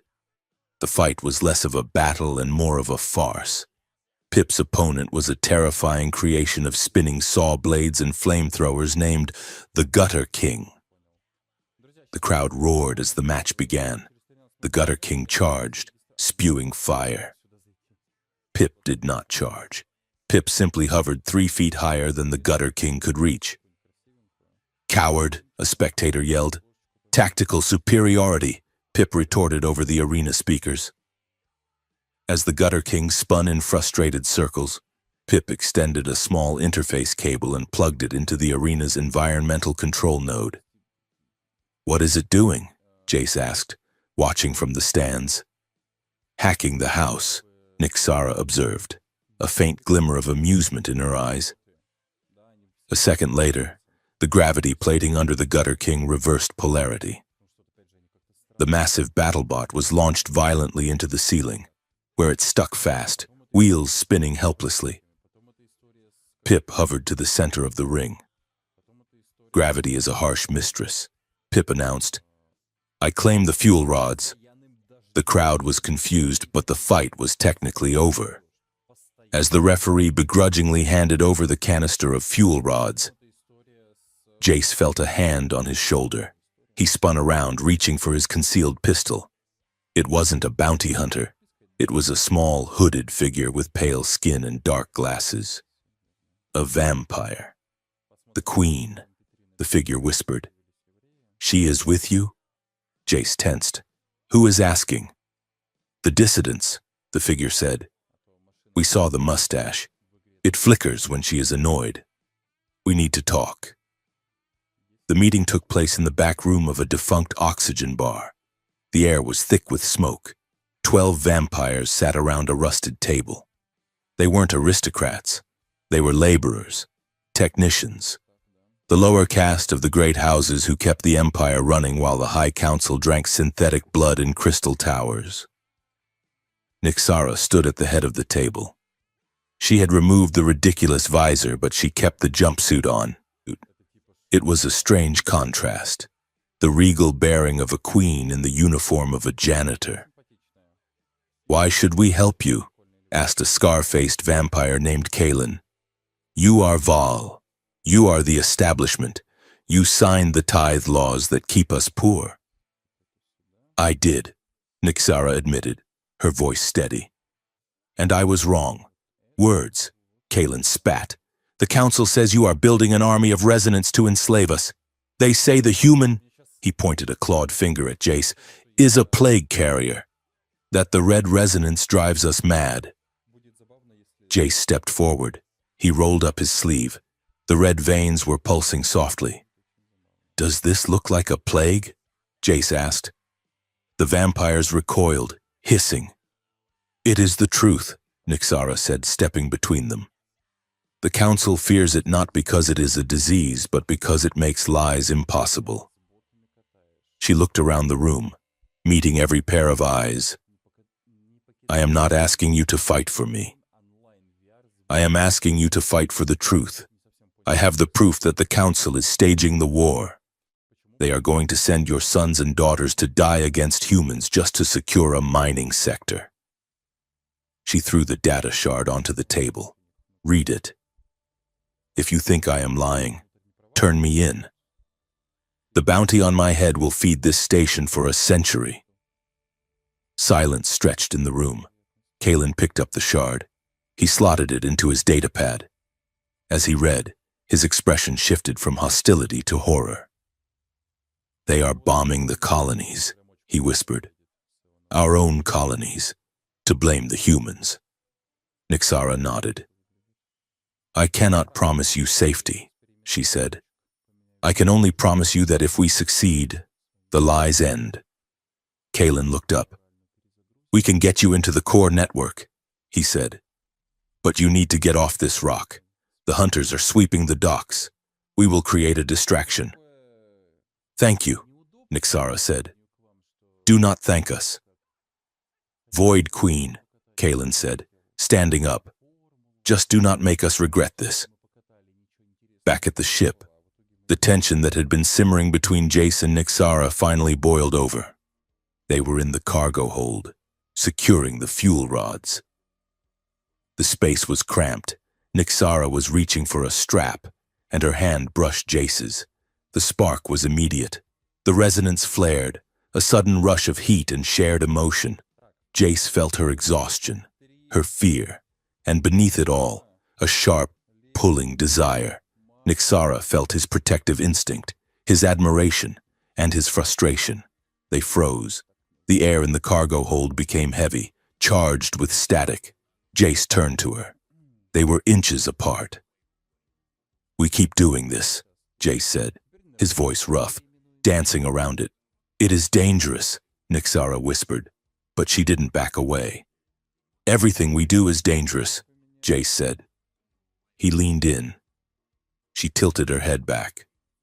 It wasn't the bond forcing them this time, it was just them. Two people tired of running, finding the only safe place in the universe was in the space between them. Their lips were a millimeter apart when the ship's proximity alarm blared. Warning. Scan detected. They sprang apart like guilty teenagers. Jace banged his head on a shelf. Nixara tripped over a toolbox. I hate this ship, Jace yelled at the ceiling. Pip's voice came over the intercom. Romance is inefficient. Also, we are being hailed. Jace groaned, rubbing his forehead. The moment was gone, replaced by the cold water of reality. And suddenly, the frustration morphed into anger. It is always something, Jace snapped, turning back to the fuel loader. Alarms, assassins, politics. It is our reality, Nixara said, smoothing her jumpsuit, her face flushing. Is it? Jace asked, spinning around. Or is it just your reality that I got sucked into? Nixara stiffened. I did not ask you to stay, Jace.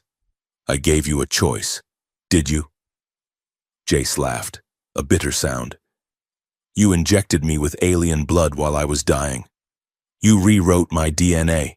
You put a target on my back that can be seen from orbit. When exactly did I get a choice? Nixara, when I was strapped to the table. Nixara's eyes flashed violet fire. I saved your life, she shouted back. You were dead. Your heart had stopped. I broke the holiest law of my people to pull you back from the dark, and now I belong to you. Jace yelled. That is what the bond is, isn't it? I am your pet human, your resonant asset. The slap echoed through the cargo hold. Nixara stared at her own hand, then at Jace's cheek. She looked horrified. Jace didn't move. He touched his face, looking at her with a calm, sad expression. Nixara took a step back, her hands shaking. I did not. You treat me like a problem to manage, Jace said quietly. You saved me. Yeah. But you never asked if I wanted to be part of your war. You just assumed I would follow because I owe you. Nixara slumped against the bulkhead. The fire went out of her, leaving her looking small and incredibly old. You are right, she whispered. She looked up at him, her eyes wet. I was arrogant. I thought that because I saved you, I owned the right to direct your fate. It is the queen in me, the tyrant. I am so used to moving people like pieces on a board. She took a breath, steeling herself. Take the shuttle. Jace. What? The escape shuttle. Take it. Sable can clear your biosignature and you can go to the outer rim. The resonance will fade with distance. You can live. She turned away. I will not force you to be a casualty of my redemption. Jace watched her back. He felt the bond. She was cutting it off. She was building a wall in her mind, blocking him out, preparing to be alone again. He realized then that she wasn't sending him away because she didn't care. She was sending him away because she loved him enough to let him go. Jace sighed. He walked over to the weapon locker and grabbed a pulse rifle. He racked the slide. No, he said. Nixara turned around. I am giving you an out. Jace, take it. I am not a fan of the outer rim, Jace said, checking the charge pack. The coffee is terrible. Jace, I am staying. Nixara. Not because of the bond, not because I owe you them, but because you just apologized. He stepped closer, invading her personal space again. But this time it felt different. It felt like an agreement. The High Council would never apologize.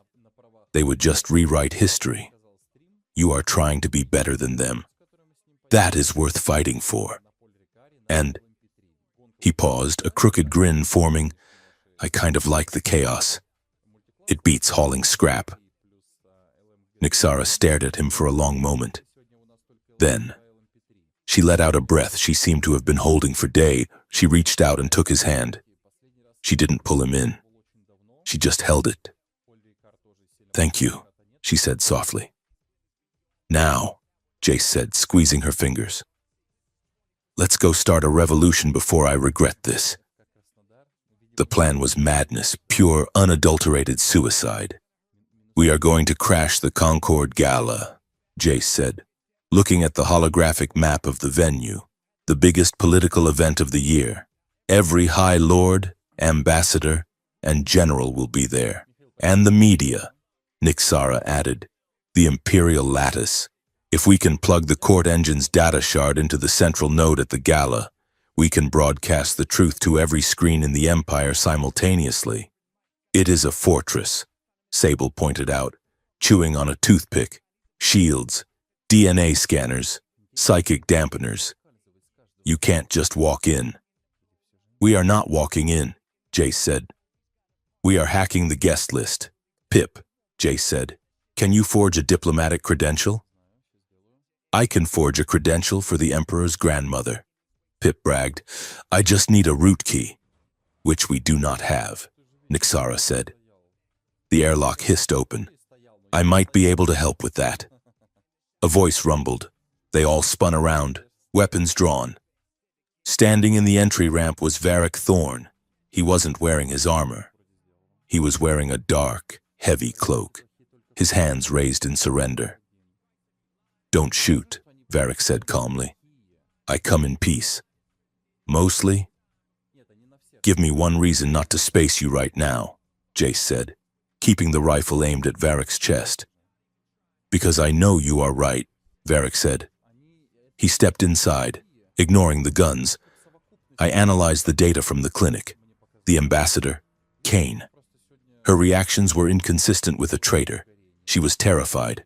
And I found the transmission logs. The council is threatening families. He looked at Nixara. I have spent my life hunting monsters. Nixara, I thought you were one. But monsters do not expose conspiracies. They create them. So you are defecting? Nixara asked, skeptical. I am adjusting my target priority, Varric corrected. The council is the greater threat. I can get you into the gala. I have security clearance as a royal hunter. I can designate you as my prisoners, or my staff. Staff is better, Jace noted. Less handcuffs. But there is a condition, Varric said, his face growing serious. Of course there is, Sable muttered. After this is over, Varric said to Nixara, you submit to a tribunal, a fair one, but you answer for the edict violation. I accept, Nixara said without hesitation. Varric nodded. But there is something else you need to know. The reason the council is so terrified of you two. He tapped a command into the console. A schematic appeared. It showed a double helix of DNA. One strand was human, red and chaotic. The other was vampire, blue and ordered. They were weaving together. The sanctuary edict was never just about the resonance, Varric said grimly. It was about lineage. He pointed to the diagram. Vampires cannot reproduce biologically. We are made, not born. We rely on the symbiotes. Humans reproduce naturally. The council's scientists theorized that if a human survived the blood oath, if they became resonant, they would become a bridge. A bridge to what? Jace asked, feeling a cold knot in his stomach. To a new species, Varric said. A hybrid. One that can breed. One that carries the strength of the vampire and the adaptability of the human. He looked at Nixara, then at Jace. If you two consummate this bond, if you create a child, that child would be the first natural-born heir to the vampire throne in 10,000 years. According to the old laws, that child would have a claim superior to the council itself. The silence in the ship was absolute. Jace looked at Nixara. She had gone pale. A child, she whispered. They are not trying to kill Jace just to hide the war, Varric said. They are trying to kill him to prevent a dynasty that would make them obsolete. Jace felt the room spinning, the attraction, the pull, the heat between them. It wasn't just romance. It was evolution trying to happen. It was biology trying to rewrite the future. We are not planning on starting a family, Jace stammered, his face burning. We are just trying to stop a war. The council does not take chances, Varric said. So, we have to move fast. Tonight is the gala. The preparations were a blur of nervous energy. Sable Rin pulled miracles out of her cargo hold. For Nixara, a gown of midnight blue silk that looked elegant but was lined with ballistic weave. For Jace, a formal tuxedo that fit him like a straitjacket. "You look uncomfortable," Nixara said, adjusting his bow tie. Her fingers lingered on his neck, right over the pulse point where the resonance hummed. "I feel like a penguin," Jace grumbled. "A penguin who is about to walk into a shark tank." He looked at her. She looked breathtaking, dangerous and regal, the Void Queen ready to reclaim her dignity if not her throne. "You look..." Jace started, then stopped. "You look like trouble." "Good," Nixara said. She reached into the slit of her dress and strapped a razor-thin energy dagger to her thigh. "We need the root keys," Nixara said to Varric. Varric handed over a data chip. "This will get you through the outer perimeter. Inside, you are on your own. I will be at the security station, creating a blind spot for the weapon scanners." Jace took the chip. He looked at the schematic of the DNA again, still floating on the console. "Hey," he said to Nixara, his voice low so the others wouldn't hear. About what Varric said, the air thing. Nixara didn't look at him. She was busy checking the charge on her gravity gauntlets, hidden under long silk gloves. "It is theoretical," she said tightly. "Is it?" Jace asked. "Because the way the bond feels, it does not feel theoretical. It feels inevitable." Nixara stopped. She looked up at him. The fear was back in her eyes, the terror of a future she couldn't control. "We focus on the mission. Jace," she said. "We stop the war. We survive the night. Then we figure out what we are." "Deal," Jace said. Pip floated down, wearing a tiny holographic bow tie. "I am ready to infiltrate," the drone announced. "I have downloaded 3,000 etiquette protocols and one recipe for shrimp cocktail." "Why the shrimp cocktail?" Sable asked. "One must be prepared for all social eventualities," Pip stated. The Concord Gala was held on the floating sky palace of Archon Seric. It was a structure of glass and light, drifting high above the capital city's cloud layer. Jason Nixara stepped out of the transport shuttle, arm in arm. The flash of cameras was blinding. Drones buzzed overhead like flies. Jace felt the resonance spiking. The sheer number of people, thousands of the galaxy's elite, was a cacophony of emotional noise. Greed, lust, envy, boredom. It hit him like a physical wave. "Steady," Nixara whispered, her voice a cool breeze in his mind. "Focus on me. Just me." Jace squeezed her arm. "I got it." They walked toward the massive golden doors. Security guards scanned their invitations. Pip, hidden in Jace's pocket, broadcasted the forged codes. The scanner beeped green. "Welcome, Lord and Lady of House Kalen." The guard droned. Bored, they stepped inside. The ballroom was a sea of jewels and velvet. Waiters drifted with trays of blood wine. The music was a soft, mathematically perfect symphony. Jace felt like a wolf in sheep's clothing. Or rather, a sheep in wolf's clothing, surrounded by actual wolves. "We are in," Jace whispered. Nixara scanned the room, her eyes sharp. "The media node is on the upper balcony behind the Archon's podium. We have 20 minutes before the keynote speech." She looked at Jace. "Dance with me. We need to blend in." They moved to the dance floor. Jace put his hand on her waist. The contact was electric. Even through the layers of fabric and fear, the bond sang. They moved together, spinning slowly among the enemies who wanted them dead. Jace looked into her violet eyes. "If we die tonight," Jace said, keeping his voice light, "I just want you to know. This was the best bad decision I ever made." Nixara's grip on his shoulder tightened. We are not dying tonight. Jace, we are going to change the world.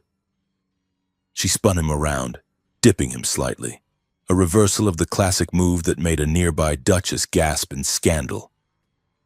Now, Nixara whispered in his ear, let's go steal a revolution. The grand ballroom of the Concord Gala was a kaleidoscope of predatory elegance. 5,000 crystal chandeliers suspended from the vaulted ceiling refracted light into dazzling prisms, casting rainbows over a crowd that subsisted on blood. The air was thick with the scent of ozone, expensive perfume, and the metallic tang of the vintage blood symbiote wines being circulated by silent floating drones. Nixara Val moved through the throng like a blade wrapped in midnight silk. Her gown, a deep blue that seemed to absorb the light, rippled with every step, concealing the kinetic armor woven into its fibers. Her face was a mask of bored aristocracy, her violet eyes scanning the room not for conversation, but for threats. Jace Kellen walked beside her, his arm linked through hers. The tuxedo felt like a straitjacket, but he wore it with a deliberate, rugged carelessness. He was the prop in this play, the pet human, the scandalous accessory. Smile, Jace, Nixara murmured, her voice barely audible over the swelling orchestral music. You look like you are about to bite someone. That is my job. I am smiling, Jace muttered through gritted teeth. This is my delighted face. Can you feel the smugness in this room? The resonance is giving me a headache. It feels like swimming in a pool of liquid narcissism. Just keep them distracted, Nixara said. We are 40 feet from the media lattice node. A tall, gaunt vampire with skin like parchment intercepted them. He held a flute of crimson liquid and looked at Jace with undisguised fascination, as if inspecting a prize hog. Lady Nixara, the vampire drawled, and this must be the companion?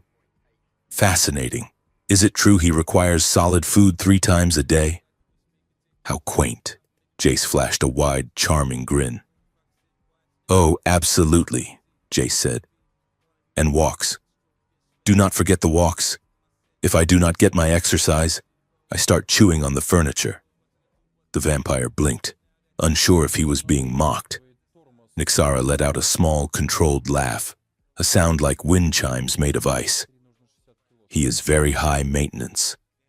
Lord Valis, she said, steering Jace away before he could say something that would start a brawl. But I do enjoy a challenge. They moved closer to the raised dais where the High Council sat. Behind the podium was a shimmering wall of light, the interface for the Imperial Media Lattice. It was the nerve center that broadcasted to every station, ship, and colony in the sector. Pip, Jace whispered, touching his cufflinks. Are you in position? The tiny drone, disguised as a diamond brooch on Nixara's sash, buzzed softly against the fabric. I am interfacing with the local relay, Pip's voice chirped in Jace's ear.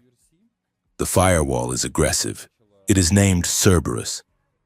I am feeding it logic paradoxes to distract it. Hurry up, Jace said. They reached the base of the dais. Nixara reached into her clutch, her fingers brushing the cold metal of the data shard. The cord engine code was loaded and ready. All they needed was physical access to the port. Suddenly, the crowd parted. A hush fell over the room, heavy and instantaneous. Archon Sarek descended the stairs from the VIP platform.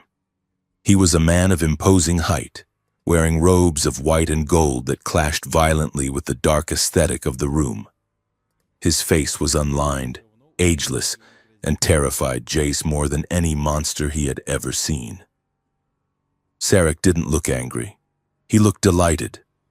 Nixara, Sarek said, opening his arms. The prodigal queen returns, and she brought her pet. Sarek, Nixara said, her voice cool and steady. You look well. I see the burden of tyranny has not affected your complexion. Sarek chuckled, a dry, rattling sound, always the sharp tongue.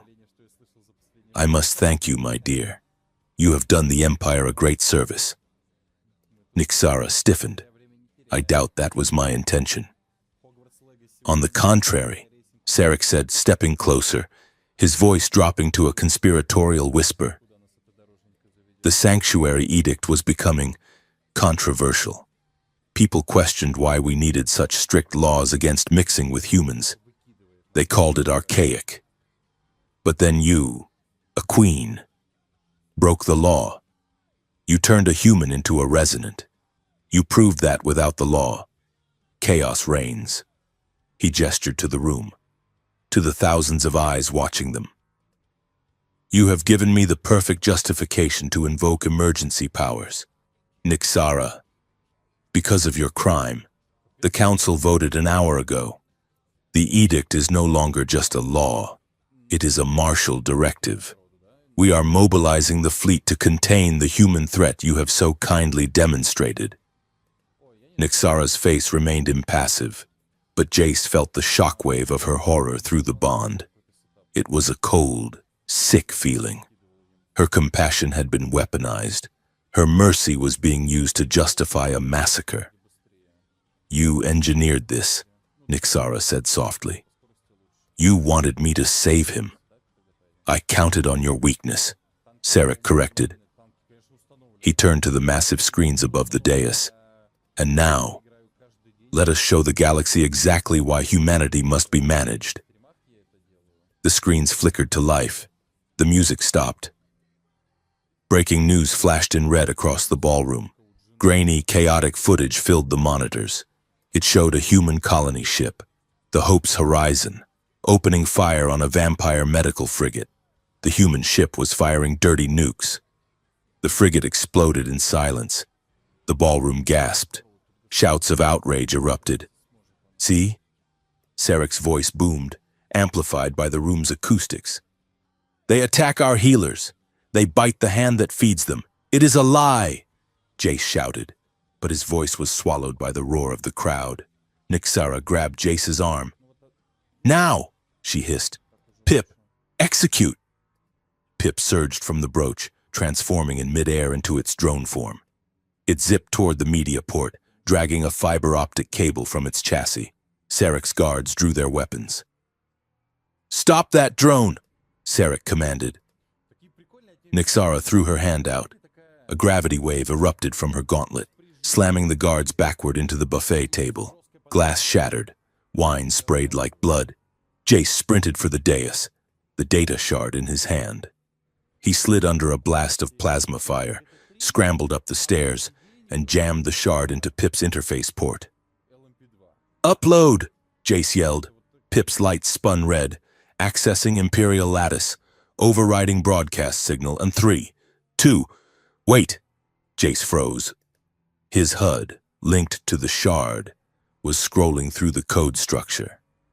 He saw something buried deep in the file architecture, a second layer of encryption he hadn't noticed before. It was a jagged, malicious line of code attached to the broadcast trigger. Stop, Jace screamed, yanking his hand back. Pip, abort! Pip froze. Upload paused at 90%. What is it? Nixara shouted, deflecting another plasma bolt with a shield of shimmering force. It is a trap, Jace yelled, staring at the readout. The reliquary drive. It has a kill switch. If we broadcast this raw data, the signal feedback will overload the neural implants of everyone watching. He looked out at the room. Every vampire, every enhanced human, everyone with a standard neural link, millions of people across the sector. It will fry their brains, Jace said, horror dawning on him. It won't just show the truth, it will execute the audience. Sarek laughed from behind his energy shield. Did you think I would leave a loaded gun lying around without rigging it to explode? Sarek taunted. Go ahead. Boy, broadcast the truth and become the greatest mass murderer in history. Jace stood paralyzed. If he did nothing, The war started. If he broadcasted, millions died. Nixara vaulted onto the dais next to him. She saw the code. She saw the choice. "We can't use it," Jace said, his voice breaking. "We lost." "No," Nixara said. She looked at him, her eyes burning with a desperate, terrifying idea. "The code is digital," she said. "It relies on a standard carrier wave to trigger the overload. But the resonance—" "What about it?" "The resonance is biological," Nixara said. "It is analog. It is chaos. If we filter the signal through us, through the bond, we can scrub the kill switch. We can translate the data into pure emotion, into an echo. You want to use our brains as a filter?" Jace stared at her. "It will kill us.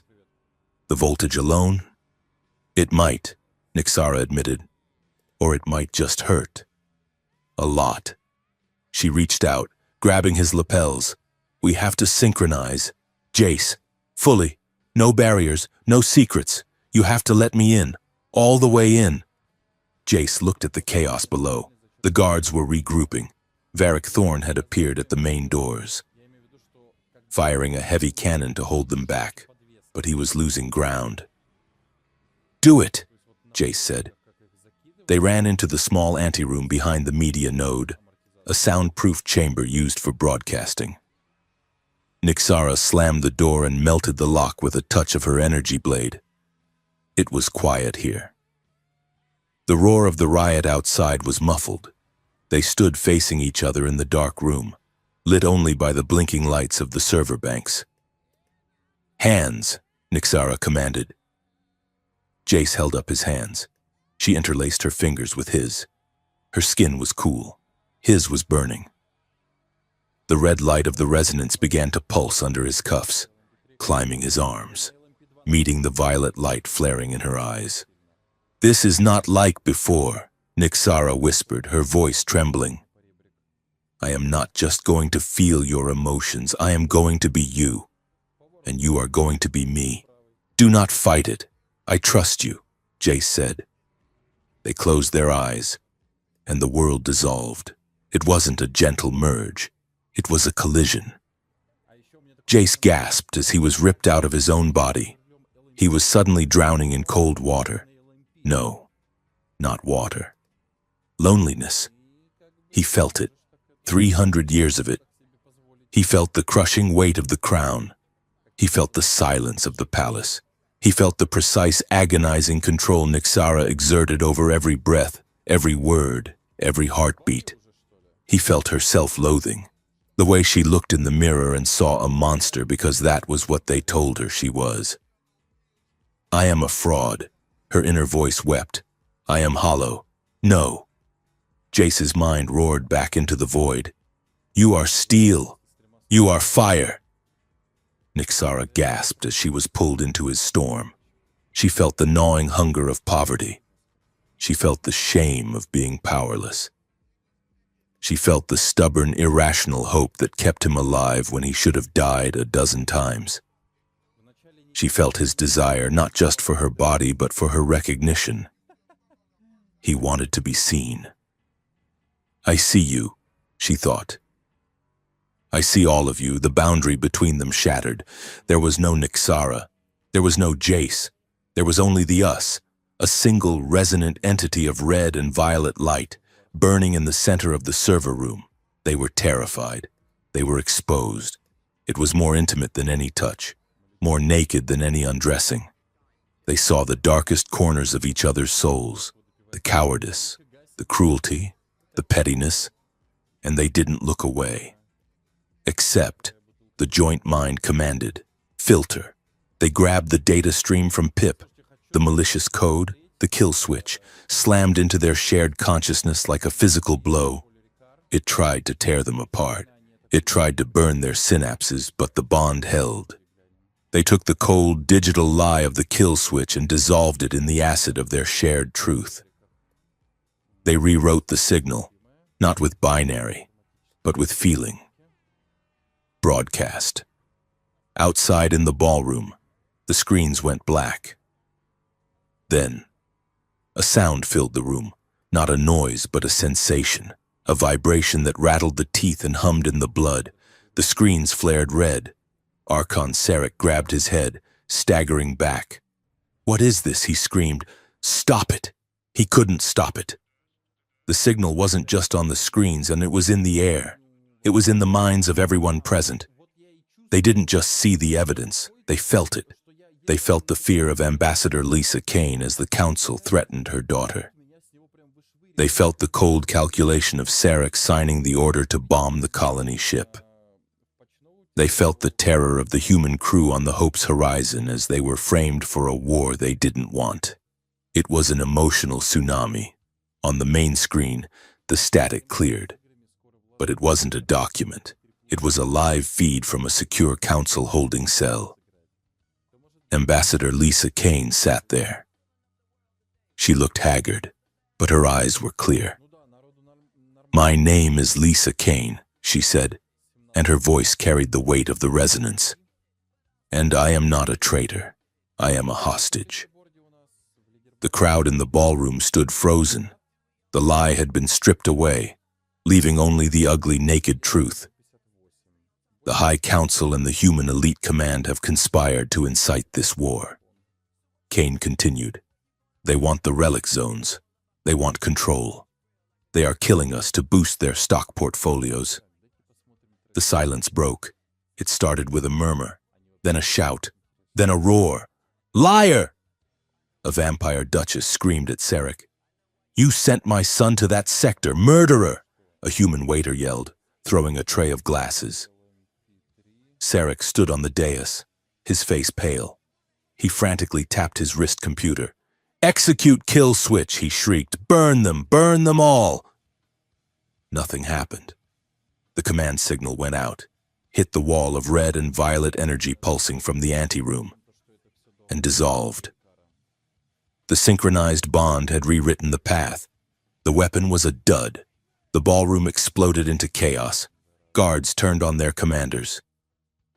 Diplomats brawled with generals, and the pristine, elegant gala became a battlefield of collapsing alliances. The door to the anteroom hissed open. Nixara and Jace stumbled out. They were leaning on each other, gasping for air.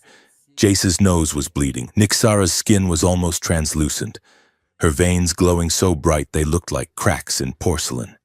They were shaking, their hands still locked together. "We did it," Jace wheezed. Sarek saw them. His eyes bulged with madness.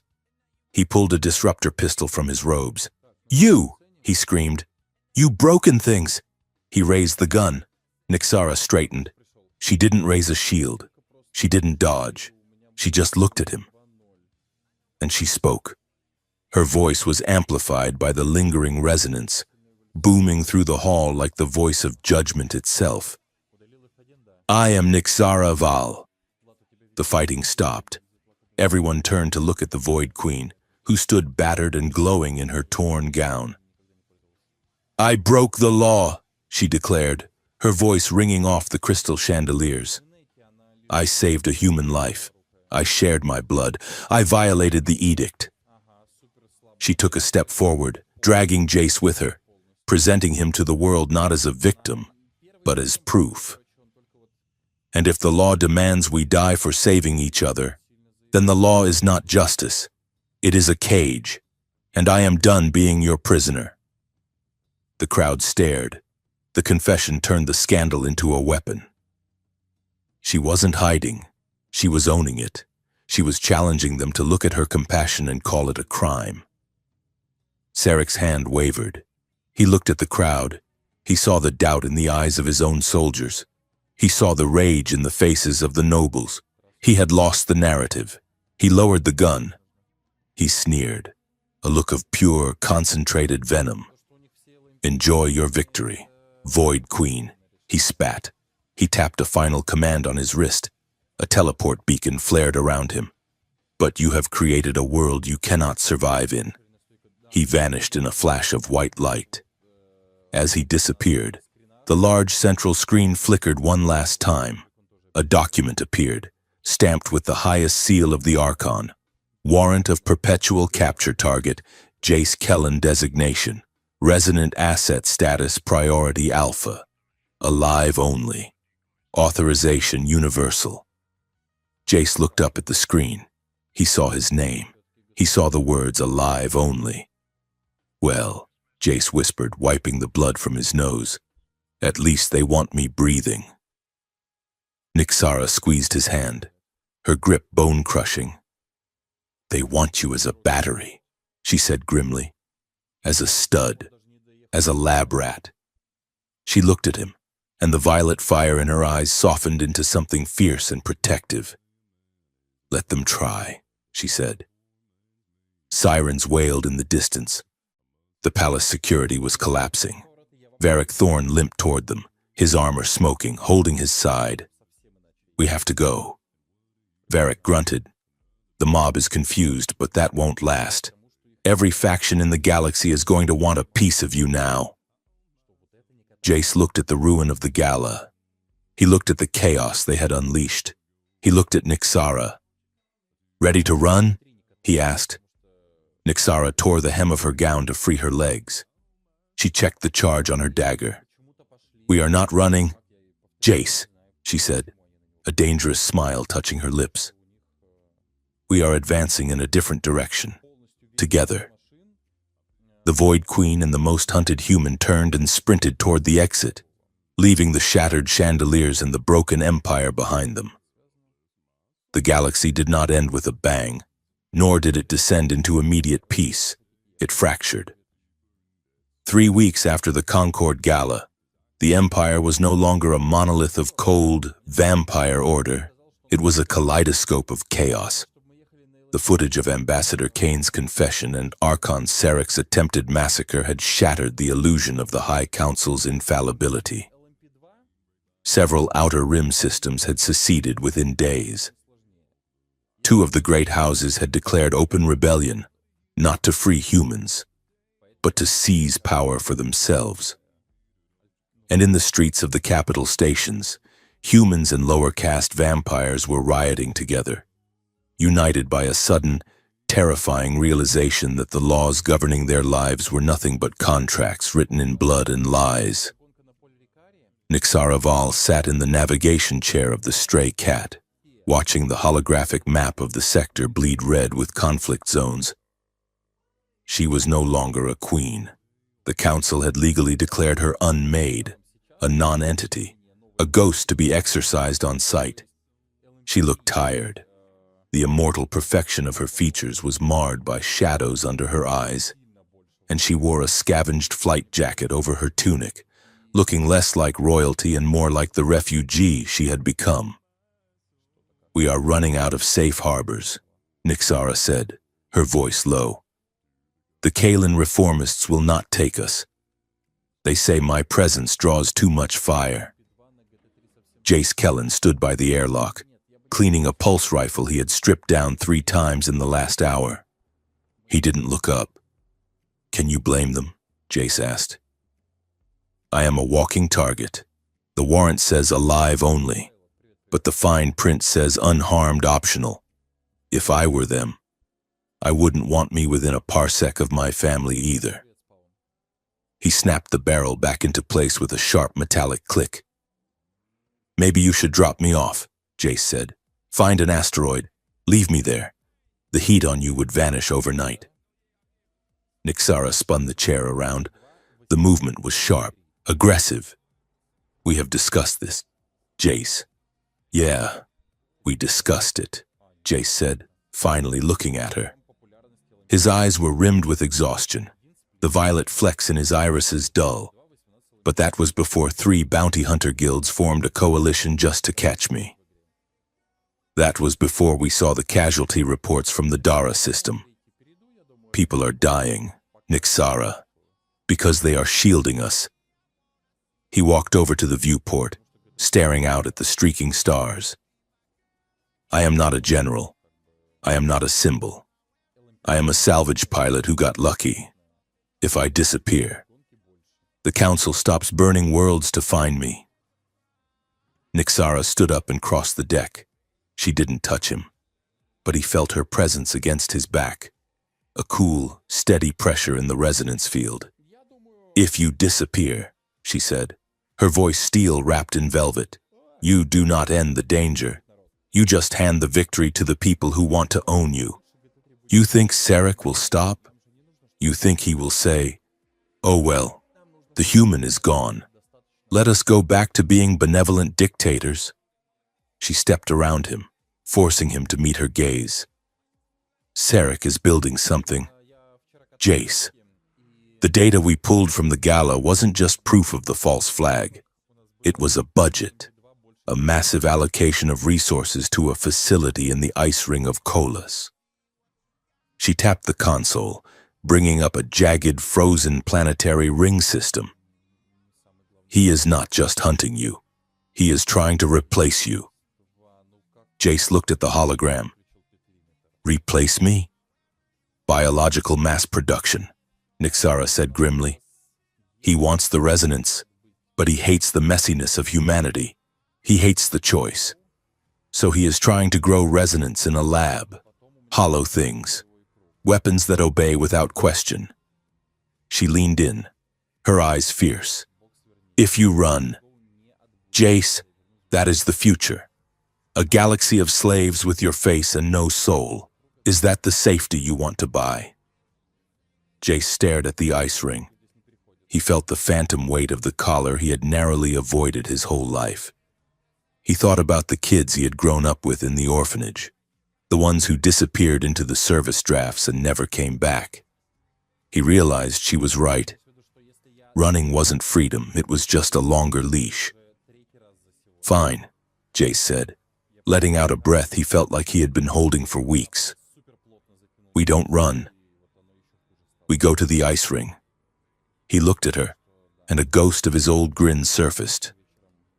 "But if we die on a frozen rock, I am going to be very annoyed." The ice ring of Kolos was a graveyard of comets, a swirling disk of frozen methane and rock orbiting a gas giant that looked like a bruised eye. Hidden deep within the densest part of the field was a station that did not appear on any official chart. It was a black needle of a structure, buried inside a massive asteroid. The stray cat drifted toward it, engines powered down to a whisper. Inside the cockpit, the temperature had dropped. "We are running silent," Sable Rin whispered from the pilot's seat. She was piloting with manual thrusters, guiding the ship through the collision course of the ice field with a surgeon's touch. "If I fire the main drive, their thermal sensors will light us up like a flare." "Pip," Jace whispered. "How is the hacking going?" "I am currently convincing the station's perimeter drones that we are a very large, very ugly piece of debris," Pip replied. "The algorithm is skeptical. I am insulting its motherboard. It seems to be working." "We have one shot at the hangar bay," Nixara said, checking her gear. She had traded her silk gown for tactical armor, matte black and sleek. She looked dangerous. She looked like she belonged in the dark. "We breach. We locate the central lab. We destroy the breeding tanks." She listed. "And Sarek?" Jace asked. "If he is there," Nixara said, her voice devoid of emotion, "I will handle him." They docked with a thud that shook the hull. The airlock hissed. "Mag boots on," Jace ordered. "Zero gravity beyond this point." They floated into the station. The interior was dark, lit only by the emergency strips on the floor. It was freezing. Breath plumed in white clouds before their faces. The station was silent, but it wasn't empty. As they pushed off the walls, floating down the main corridor, they passed viewing ports looking into sealed chambers. Jace looked into one and felt his stomach turn. Inside, floating in amber fluid, were shapes. They looked human. They looked like him. But they were wrong. Their limbs were too long, their faces smooth and featureless, like mannequins made of meat. "Artificial resonance," Nixara whispered, drifting beside him. "Grown without minds, empty vessels waiting for a command signal." "This is a factory," Jace said. revulsion rising in his throat. He is farming people. This is why we didn't run, Nixara reminded him. They reached a massive blast door. Pip, you are up, Jace said. Pip floated to the panel, extending a data jack. Knock, knock, Pip said. Who is there? Jace asked, keeping his rifle trained on the dark corridor behind them. Interrupting coefficient, interrupting coefficient. Access granted, the door screamed, sliding open. The humor is a defense mechanism, Pip noted as they floated through. I am terrified. Beyond the door lay the core lab. It was a vast, spherical chamber. In the center, suspended in a magnetic field, was a machine that pulsed with a dark, corrupted version of the red light Jace carried in his veins. Surrounding it were hundreds of tanks, row upon row of the featureless things. And standing on a platform overlooking the horror was Archon Sarek. He was waiting for them. Welcome, Sarek's voice boomed over the intercom. He looked diminished since the gala. His robes were stained, his face gaunt, his eyes burning with the manic energy of a man who had lost everything but his obsession. I knew you would come, Sarek said. The bond makes you predictable. It makes you sentimental. Nixara landed on the platform, her mag boots locking onto the metal. Jace landed beside her, rifle raised. It is over, Sarek, Nixara said. The Empire is broken. Your allies have fled. Surrender and I will ensure you survive to stand trial. Trial? Sarek laughed, a broken, jagged sound. You think I care about the laws of small men? Look around you. Nixara. He gestured to the tanks. This is the future. Order without chaos, power without rebellion. I have distilled the resonance. I have stripped away the messy, unpredictable humanity and kept only the connection. A hive mind. Perfectly obedient. He looked at Jace with a hunger that made Jace's skin crawl. But I lack the catalyst, the original source. The synthetic blood is not stable enough. I need the template. He pressed a button on his console. Gravity slammed back on. Jace hit the floor hard. The wind knocked out of him. Nixara stumbled. Before they could recover, energy fields snapped into existence around them, separating them. Jace was trapped in a box of shimmering force. Nixara was pinned against the railing. Sarek walked down the stairs, ignoring Nixara, heading straight for Jace. You, Sarek said softly. You are the key. He pulled a device from his belt, a neural spike, glowing with jagged blue light. I can harvest you, Sarek said. I can drain the resonance from your marrow until you are dry. Or, he turned to Nixara. Or, you can give him to me. Nixara struggled against the energy field. If you touch him, I will tear this station apart rivet by rivet, if you give him to me voluntarily. Sarek continued, ignoring her threat.